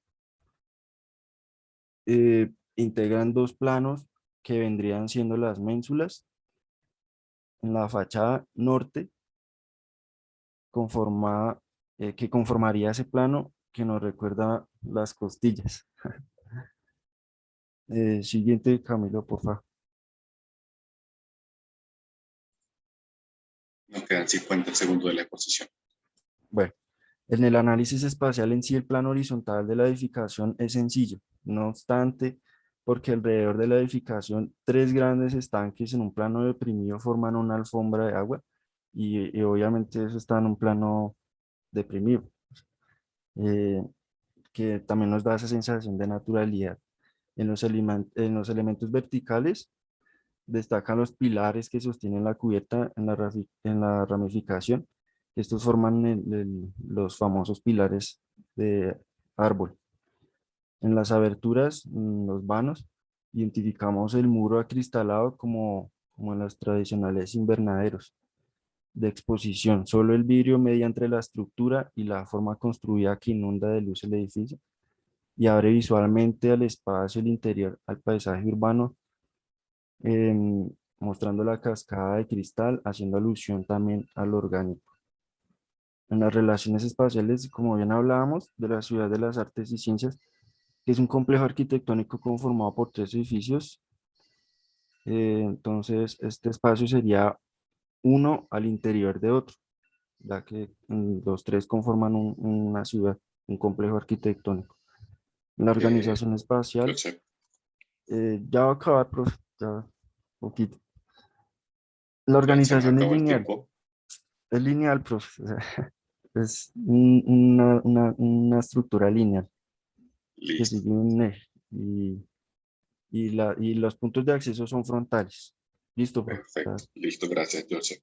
Pidámosle, por favor, rápidamente al equipo Mies van der Rohe, rápidamente, que elabore una pregunta para nuestros compañeros. Equipo de Mies van der Rohe. Profe, mi pregunta es, ¿qué busca transmitir el arquitecto con esa obra a la sociedad? Pero pues básicamente el arquitecto quería desarrollar un complejo en sí, o sea, el museo, haciendo alusión a todo lo de las ciencias, todo lo que él decía que era prohibido no tocar, o sea, no era como en los otros museos que decía prohibido tocar, sino ahí era prohibido no tocar. Y es un museo de ocio y aprendizaje donde la gente va y conoce y admiran la arquitectura y aprenden de ciencias, de lo que la gente se empape más de las ciencias y sea más lúdico. Joseph, recuérdame, porfa, lo que pasa es que a veces entre las anotaciones se me van algunas ideitas. ¿Esta edificación cuál es la función, perdón? Es un museo, profe, un museo. Ok. Museo de la ciencia. Ok, Dedicado a la ciencia. perfecto. Entonces, de pronto tiene mucha relación con lo que la pregunta que creo que hacía Oscar ahorita, en que el arquitecto pues busca que la gente también se conecte con esta edificación como tal. Es decir, no que esté solamente como un simple espectador, sino que a lo mejor busque también que se pueda compenetrar, no solamente con la exposición como tal, sino a lo mejor también con la misma arquitectura. Posiblemente pudo haber sido uno del pensamiento que tuvo Calatrava para este proyecto. Sí, profe, exactamente. Muchísimas gracias, equipo de Santiago Calatrava. Pasamos con Le Corbusier. Por favor, equipo número 7, Le Corbusier, compartiendo pantalla rápidamente, si son tan amables. Siempre el resto de los compañeros atentos al chat para que vayan tomando los tiempos. Enfoquémonos más en la parte del análisis espacial formal y seamos más concisos y concretos en lo que es descripción de quiénes son los participantes, etc. Adelante.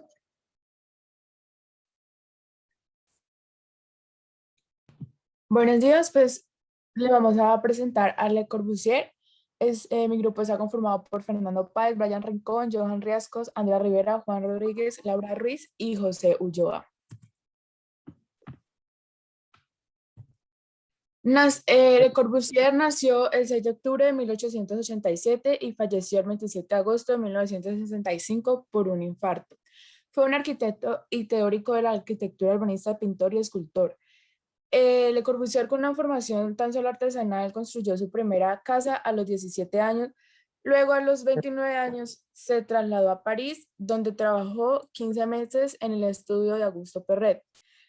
En 1911, Le Corbusier dedicó el año a viajar y su regreso fue profesor durante 2 años en el Departamento de Arquitectura y Decoración de la Escuela de Arte de París.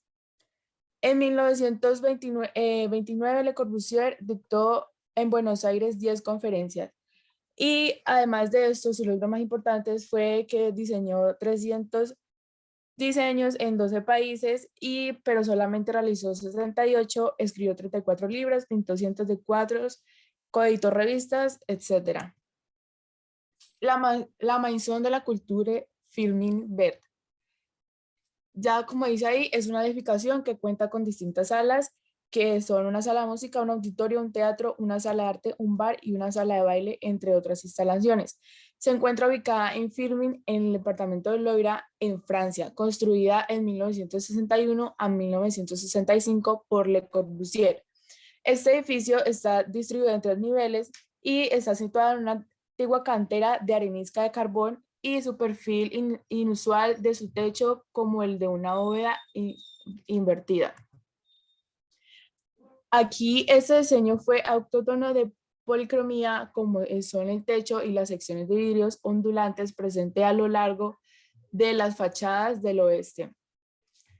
Aquí el antesolicitante fue un programa innovador de André Malraux derivado de los conceptos de la ciudad radiante y la Carta de Atenas, y su composición musical contemporánea que entrelaza los colores y medidas junto al compositor Leonid Nakis y un mobiliario único del edificio que está diseñado por Pierre Guarinche. El análisis de la forma, aquí este cuenta con una inclinación, el cual ofrece al edificio una sobresaliente en la parte alta, como pueden ver en la imagen. De la edificación cuenta con un entorno ambiental divididas por otras edificaciones. En la coloración, ya que Le Corbusier buscaba mezclar las tonalidades, en este caso, la fachada con los paneles de vidrio con una coloración tenue, o sea, colores cálidos, suaves, genera un equilibrio en la estructura, como en el entorno cuenta con la estructura original del hormigón junto con su tonalidad. Por parte de la fachada mirada hacia la pista de atletismo se puede observar de cerca y de lejos una sobrecaída de la cual aprovechan el interior. Aquí en la diapositiva, estos son los sólidos primarios, o sea, los cubos, los conos, las esferas, los cilindros y las pirámides, que estos ponen la luz de manifiesto con más relevancia. Su imagen es diferenciable y tangible. Sigue, Juan.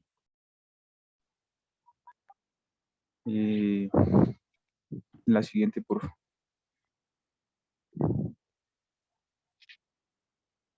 ¿Me escuchan?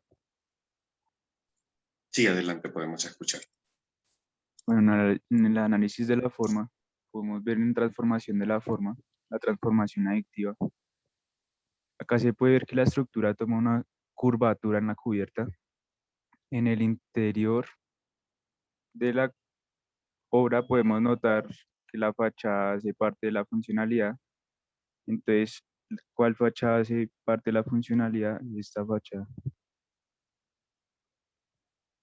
¿Sí se ve cómo está marcada? Y ya se Sí. empieza a ver.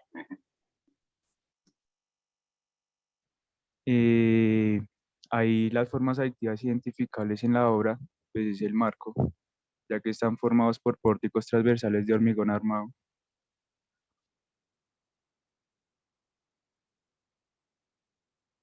Pasa a la siguiente, por favor.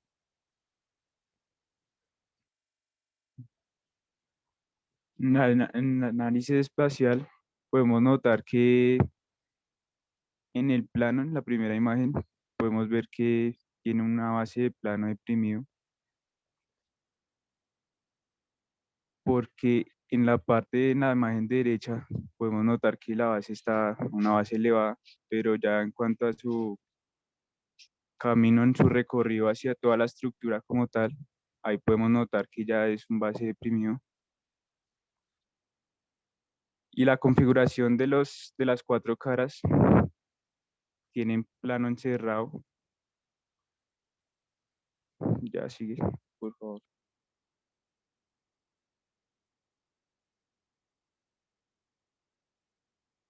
Bueno, en cuanto a sus relaciones espaciales, podemos identificar que es un espacio interior a otro, porque existe un espacio que se puede recorrer dentro de la estructura. Por ejemplo, en la imagen derecha podemos notar que está la estructura, podemos notar un estadio, podemos notar también una iglesia que está en la zona a la izquierda. Entonces, creo que es por eso. Es una organización central, ya que a su alrededor hay solo casas y es como la obra más importante de ese lugar. La circulación de esta obra es excelente porque fue diseñada para recorrer toda la ubicación, toda la zona, porque podemos recorrer de una iglesia a un estadio y el estadio a la estructura a un parqueadero y entre esos espacios.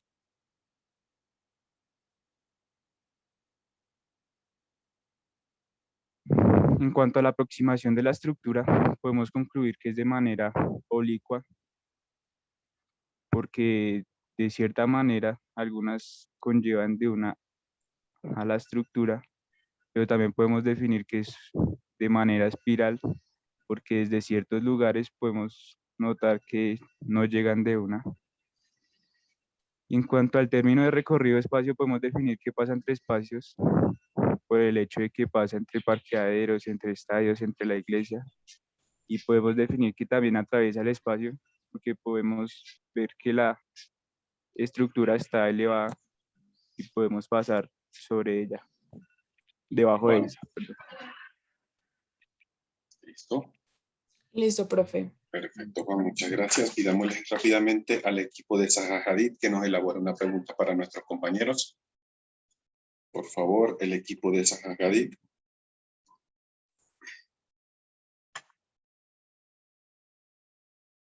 Equipo número 3, rápidamente, por favor. Equipo de Zaha Hadid. Lo tenemos por aquí. Se fueron, están desayunando. Salieron de la sala. Equipo de Zaha Hadid, por favor. Pidámosle el favor a los compañeros del equipo de Fran Lloyd Wright, por favor. Equipo número 4. Equipo de Fran Lloyd Wright, por favor. Presente, profe. Adelante. Un momento. Rápidamente, Alejo, por favor. Que corre el tiempo.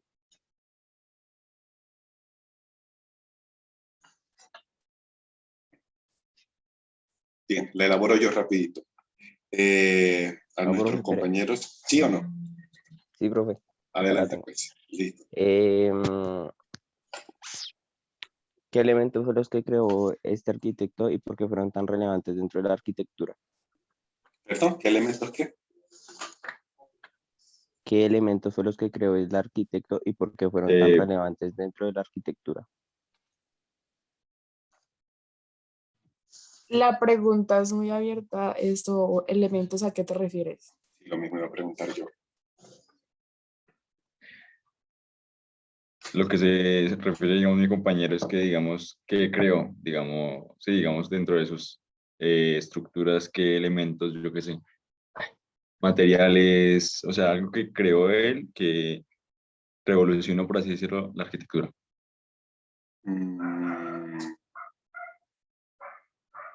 Pero elementos ¿en qué sentido? Que si construyó, no sé, mesas, sillas, o a qué de pronto se refieren específicamente para escuchar la respuesta No, del equipo. digamos, por ejemplo, yo qué sé, la ventana, ¿no? Está la ventana corrediza. Entonces, si hay más elementos, sí, que haya creado Le Corbusier. Profe, yo podría responder la pregunta, que yo soy del grupo. Brian, adelante. Pues así como un elemento más representativo de la obra, fue como podemos ver ahí en la estructura, la fachada, que tiene una forma pues que se alza, y pues esto se hizo de tal manera que fuera pues funcional, ya que esto era lo que buscaba el arquitecto, porque pues al subir la obra, bueno, la fachada, se dio paso para poder construir unas gradas, y que fueron las gradas del teatro. Entonces pues eso era como lo más representativo que quería buscar el arquitecto. Perfecto. una apreciación muy rápida de mi parte. No me acuerdo ahorita el compañero que estaba haciendo la exposición, se me olvidó anotar el nombre. Había una fotografía más o menos aérea de lo que era el complejo, la edificación, y comentaba que es como un espacio interior a otro, pero entonces en ese momento yo no vi alguna fotografía que a lo mejor mostrara un espacio, digámoslo así, general, como el contenedor, y otro espacio más adentro, que es como si el que estuviese siendo contenido por el otro, por el más grande. ¿Listo? Solamente creo que esa observación era la que tenía por ahí. Y cuando mostraban esa misma imagen, que era como una especie de urbanismo, me quedó siempre la duda si en verdad todo lo que estaba alrededor, creo que lo comentaron así, que si iglesia o algo así, pertenecía a una organización centralizada. Si de pronto dentro del análisis que ustedes hicieron se daban cuenta que todos los elementos que empezaron a componer alrededor, yo no sé, no me acuerdo ahorita que lo que tenía, que si iglesias, casas, comercios, lo que sea, giraba en torno a ese elemento central de su proyecto, entonces pudiésemos nosotros interpretar que hubiese una organización o una disposición de espacios a modo central o centralizado, ¿vale? Vale, Listo. profe. Seguimos rápidamente con el equipo de Walter Gropius. Estamos un poquito desfasados de tiempo, pero creo que todavía alcanzamos. Equipo de Walter Gropius, si son tan amables. Listo, iniciamos entonces, por favor. Buenos días. Hoy le vengo a exponer la Escuela de Bauhaus de Walter Gropius. Walter Gropius nació el día 18 de mayo de 1983 en Berlín y murió el día 5 de julio de 1969 en Boston. Cursó estudios de arquitectura en las universidades de Múnich y Berlín, fue arquitecto, diseñador y profesor alemán. En 1954 fue otorgado en San Pablo el primer Gran Premio de Arquitectura. En 1956 en Londres la Medalla de Oro de la Arquitectura, fundador y director desde 1919 hasta 1928 de Bauhaus. La Escuela de Bauhaus se fundó el 12 de abril de 1919, se encuentra ubicada en Dessau, Alemania. Escuela de Arquitectura, Diseño, Artesanía y Arte. Fundador Walter Gropius, extensión 250.600 pies cuadrados.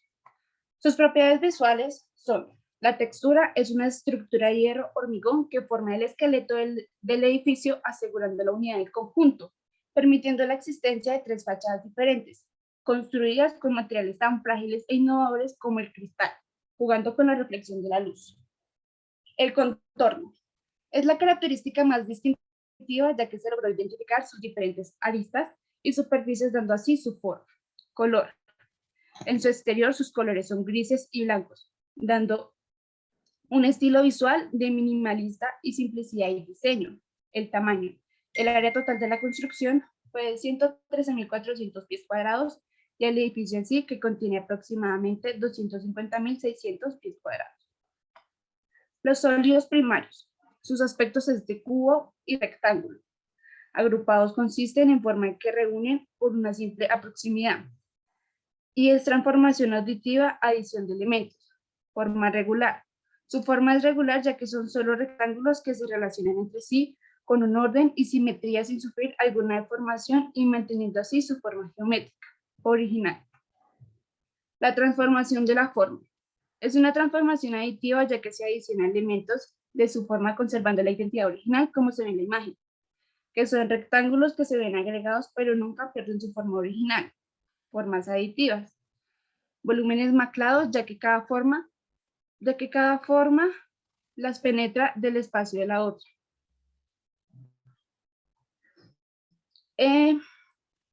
Los planos horizontales y elementos verticales. Las plantas de Bauhaus en el espacio horizontal, como lo es en el área de la escuela técnica, se encuentran elevadas y empotradas en las dos instalaciones que los rodean.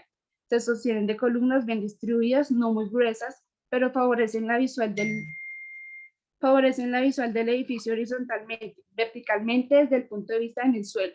Los inmensos bloques que dividen las áreas del edificio dan un acceso de impotencia sobre el área, mirándose desde lo más bajo, influido por sus ventanales enrejados que se adueñan de la fachada.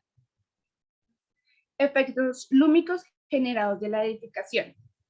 Gropius le dio un mayor interés a la iluminación que le daría un factor atractivo a la escuela, le daría esa transparencia, pero en términos de funcionalidad apartó bastante iluminación hacia el interior.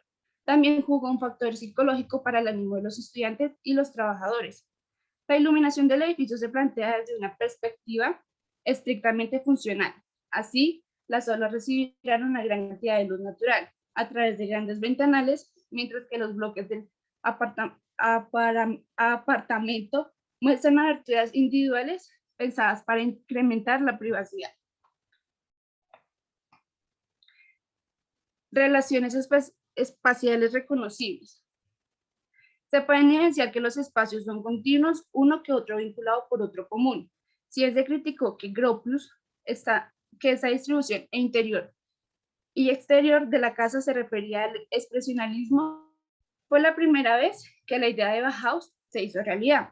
Lo que Gropius demostró en el desarrollo de Bauhaus es que todo puede tener una armonía demostrando esa unión de lo interior y de lo exterior a lo privado y lo público, así dando una sociedad orgánica, sociedad, vivienda, trabajo y estudio. Sus organizaciones espaciales reconocibles cuentan con una organización lineal o radical. La composición se modula sobre las líneas paralelas y perpendiculares. Dada la constancia de la relación, una rotación completa hace pasar los valores de lo positivo a lo negativo, la frontalidad total y perspectiva nula, consiguiendo siempre una suma constante, una división total del espacio construido, y puesto que en el esquema L se da también en los elementos altos, se confía en un sistema de fuerzas que hace que la situación espacial y la constitución de los bloques. En el nivel del terreno se encuentran dos cuerpos distintos. El primero se plantea en la planta rectangular, contenía cierto número de aulas y de laboratorios. El segundo, con planta en forma L, en una de las alas están los laboratorios, los auditorios, el escenario, el comedor y la cocina. Y de última está diseñada en 3 tramos.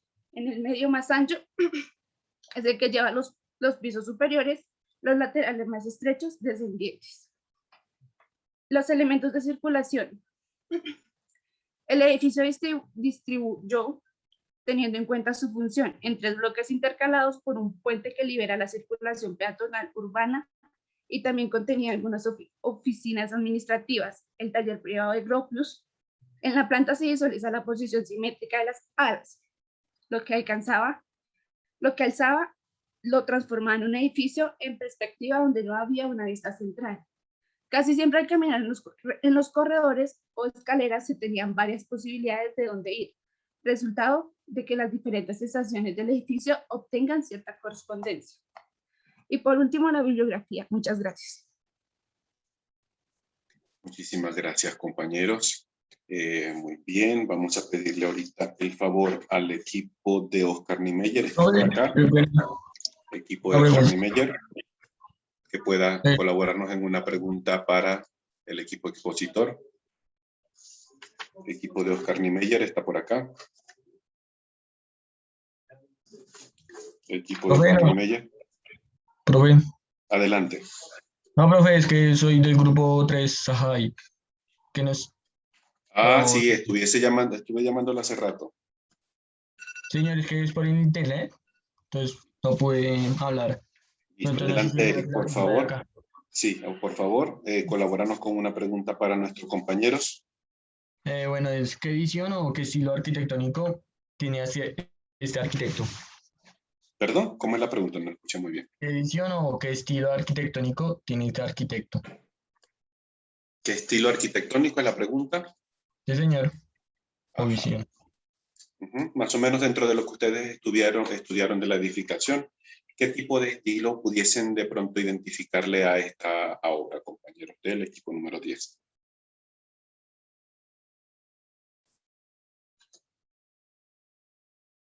Más o menos algún estilo que pudiésemos identificar en esto. Pues el estilo en que él más se basó fue como el estilo militar, ese estilo minimalista, que no requería de mucho, ¿cómo decirlo? De mucha decoración, ¿será?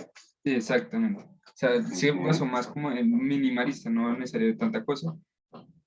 Y pues así, aún así refleja como esa,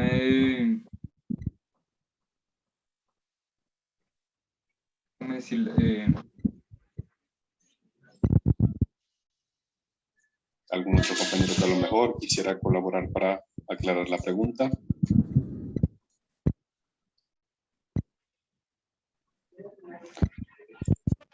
Complementar algo Ujú, que a mí me rápidamente, pareció la arquitectura de él.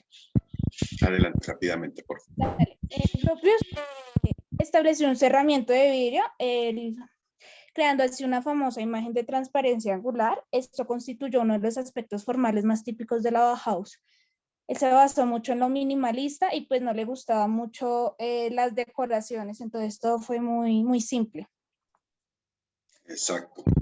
Siempre es bueno, cuando estamos haciendo este tipo de análisis, muchas gracias, equipo número 10, cuando estamos haciendo este tipo de análisis, estudiar de pronto, leer un poco también acerca de la biografía personal de este arquitecto, porque a veces todas las vivencias que ha podido tener, si de pronto fue militar, si a lo mejor fue alemán, de pronto en el momento histórico en que vivió, todos esos elementos van a quedar o de pronto en el consciente o en el inconsciente de esa persona, y eso, querámoslo o no lo queramos, puede tener una incidencia o un reflejo en las construcciones que dicha persona haga. A lo mejor por de pronto ser alemán, a lo mejor en su tiempo estaba mucha influencia militar. Entonces, ese tipo de condicionamientos, pongámosle ahorita ese nombre, puede que se esté reflejando en esta construcción. ¿Listo? Muchísimas gracias, equipo número 10. Finalizamos rápidamente, equipo número 1, Norman Foster. Compártenos, por favor, la pantalla. Rápidamente, que estamos en la recta final.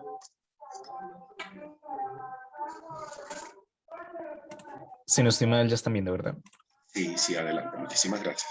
Comenzamos. Listo. Mi compañero Manuel. Buenos días, profe. Muy buenos días, ¿Sí me compañeros. escuchan?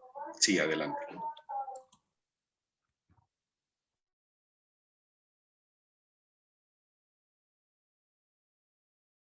El día de hoy hablamos sobre Norman Foster y su edificio, el Gherkin Swiss Re, o también llamado Pepinillo.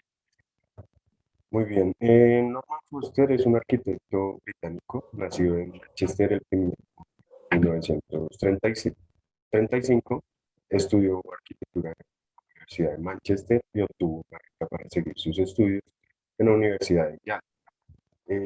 A lo largo de su vida profesional, realizó un gran número de proyectos de a lo largo del mundo, haciéndole acreedor de más de 60 galardones y distinciones por su buen hacer. Actualmente tiene oficinas de su propia firma, Foster & Partners, Foster y Asociados, en Berlín, Frankfurt, Hong Kong, Nantes y Tokio, con una 180 arquitectos, diseñadores, constructores de maquetas y sus respectivos equipos. Siguiente, gracias. El Gherkin se encuentra situado en el Reino Unido, específicamente en Londres, en el distrito de negocios de la ciudad. Se diseñó bajo un sistema estructural de tipo Diagrid, el cual se basa en el diseño en el cual se le asigna a grandes edificios con armazones de acero, como lo es el de este edificio u otros materiales semejantes a este. Cuenta con una superficie de 47.959 metros cuadrados, una altura de 180 metros, tiene 23 ascensores, 40 plantas y fue construido y entregado entre el 2001 al 2004. Está evaluado también aproximadamente por un valor de 138 millones de euros. Siguiente. Su propietario es IBG Inmobiliaria. Está otorgado a las compañías Kilian y Swiss Re. Su contratista y constructor fue Skanska. Su ingeniero estructural fue Perú y los arquitectos encargados fueron Foster & Partners. Ya entrando un poco más en el análisis formal, pues primero podemos ver el contorno de la estructura. El contorno es lo que percibimos a simple vista y el contorno de esta estructura del pepinillo es de forma ovalada. Respectivo al tamaño del edificio, este es uno de los más pequeños de Norman Foster, midiendo hasta apenas 180 metros. y también uno de los más pequeños en la ciudad de Londres, si no estoy mal. Su color y su textura es de figuras geométricas romboidales, si no estoy mal, de diferentes tonalidades de gris que cambian de color dando forma de espiral de la misma manera que lo hace dentro del edificio. Entonces ahí hay una como continuación que ya vamos a explicar más adelante. Su posición y su orientación, pues como ya lo mencionamos, está situado en el distrito de negocios de la ciudad de Londres y su entrada principal, que es la que podemos ver acá, está ubicada en la zona suroeste. Hablando un poco de las transformaciones dimensionales, pues primero que todo tenemos que mencionar que este edificio obedece a, digamos por así decirlo, principalmente una figura cilíndrica con una punta redondeada. Sin embargo, el edificio tiene una transformación en el sentido en el que aumenta su grosor en medida de lo que va aumentando los pisos y disminuye realizando que las rectas se curven. Compañero.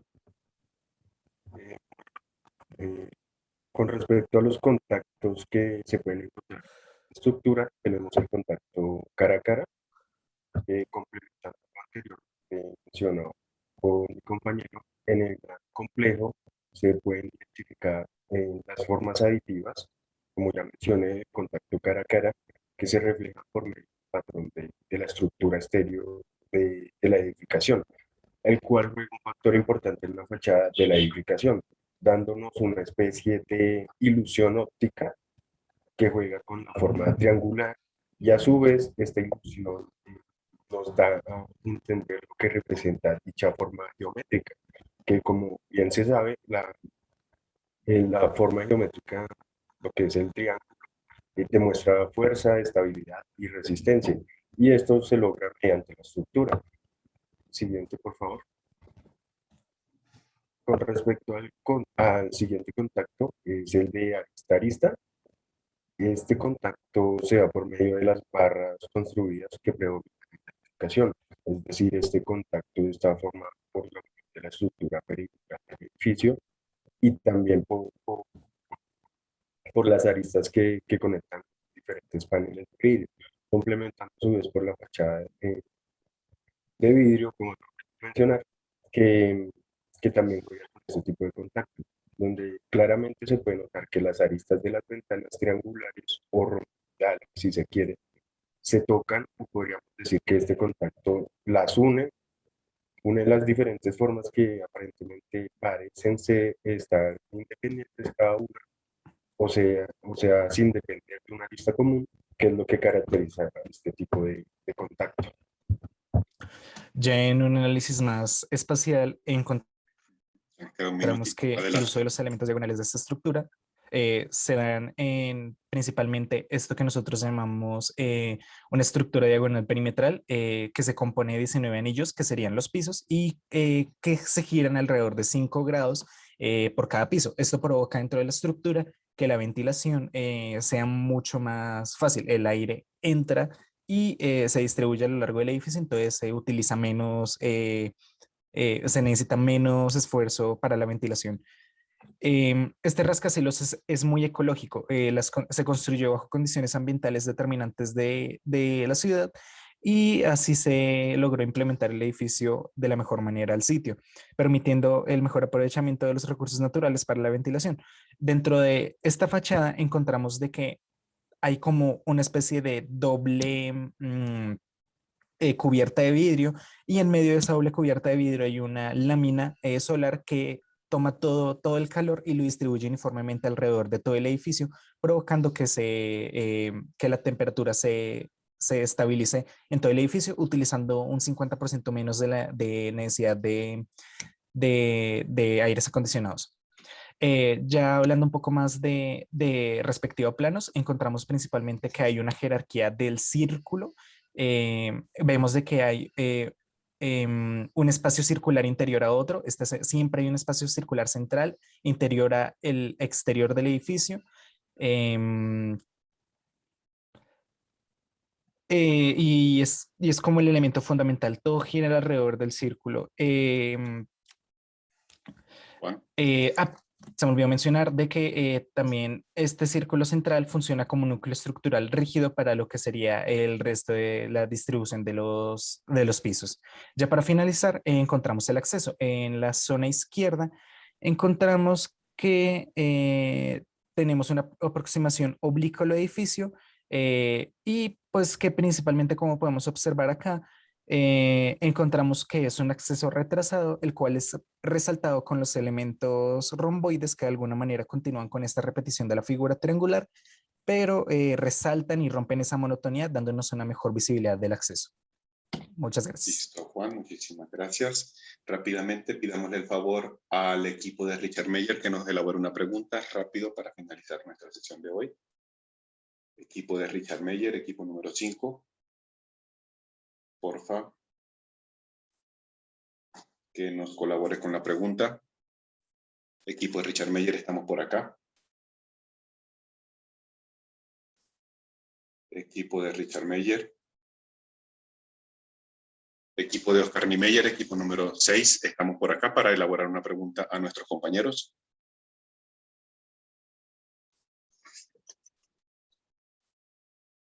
¿No? Oscar Niemeyer, ¿cierto? Oscar Niemeyer, listo. Ah, sí. No, pedí primero a Richard Meyer, pero no aparecieron ninguno. Adelante, Oscar Niemeyer. Bueno, profe, pues iba a preguntar de cuál fue el edificio más difícil que elaboró Norman Foster. ¿Cuál fue el trabajo más complejo que tuvo? O donde tuvo el más desafiante, digámoslo así. Sí, el más desafiante. ¿Listo? ¿Encontraron de pronto alguna información dentro de su investigación, compañeros? Pues realmente si hablamos sobre Norman Foster, podríamos decir que todos sus proyectos siempre tienen mucha complicación.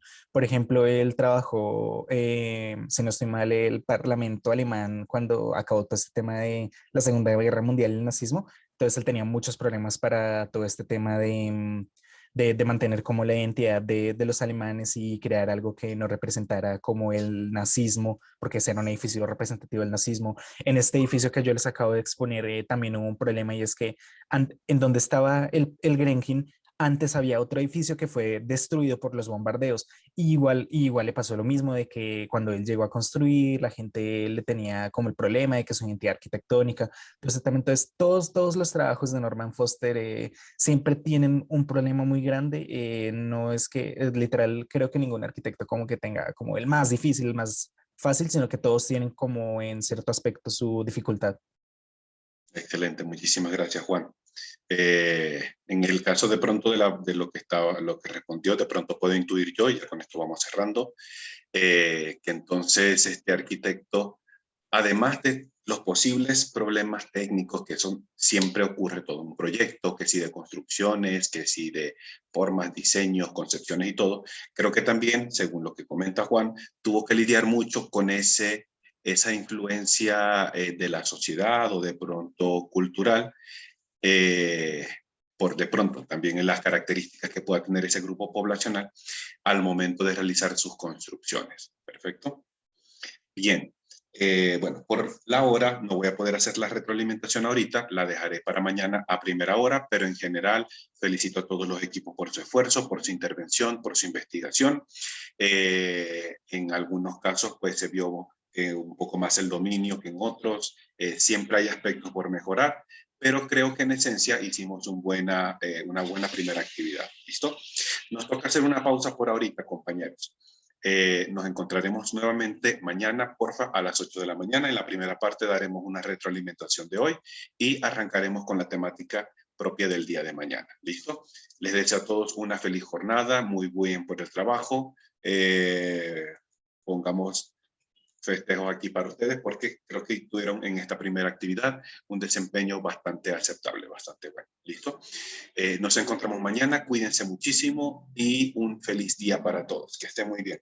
Gracias, profe, igualmente. Muchas gracias, profe. Hasta luego, profe. Mucho Muchas gusto. gracias. Gracias, profe. Gracias, profe. Hasta luego. Para servirles. Hasta mañana. Hasta luego, profe. Hasta luego. Hasta luego. Hasta luego, profe.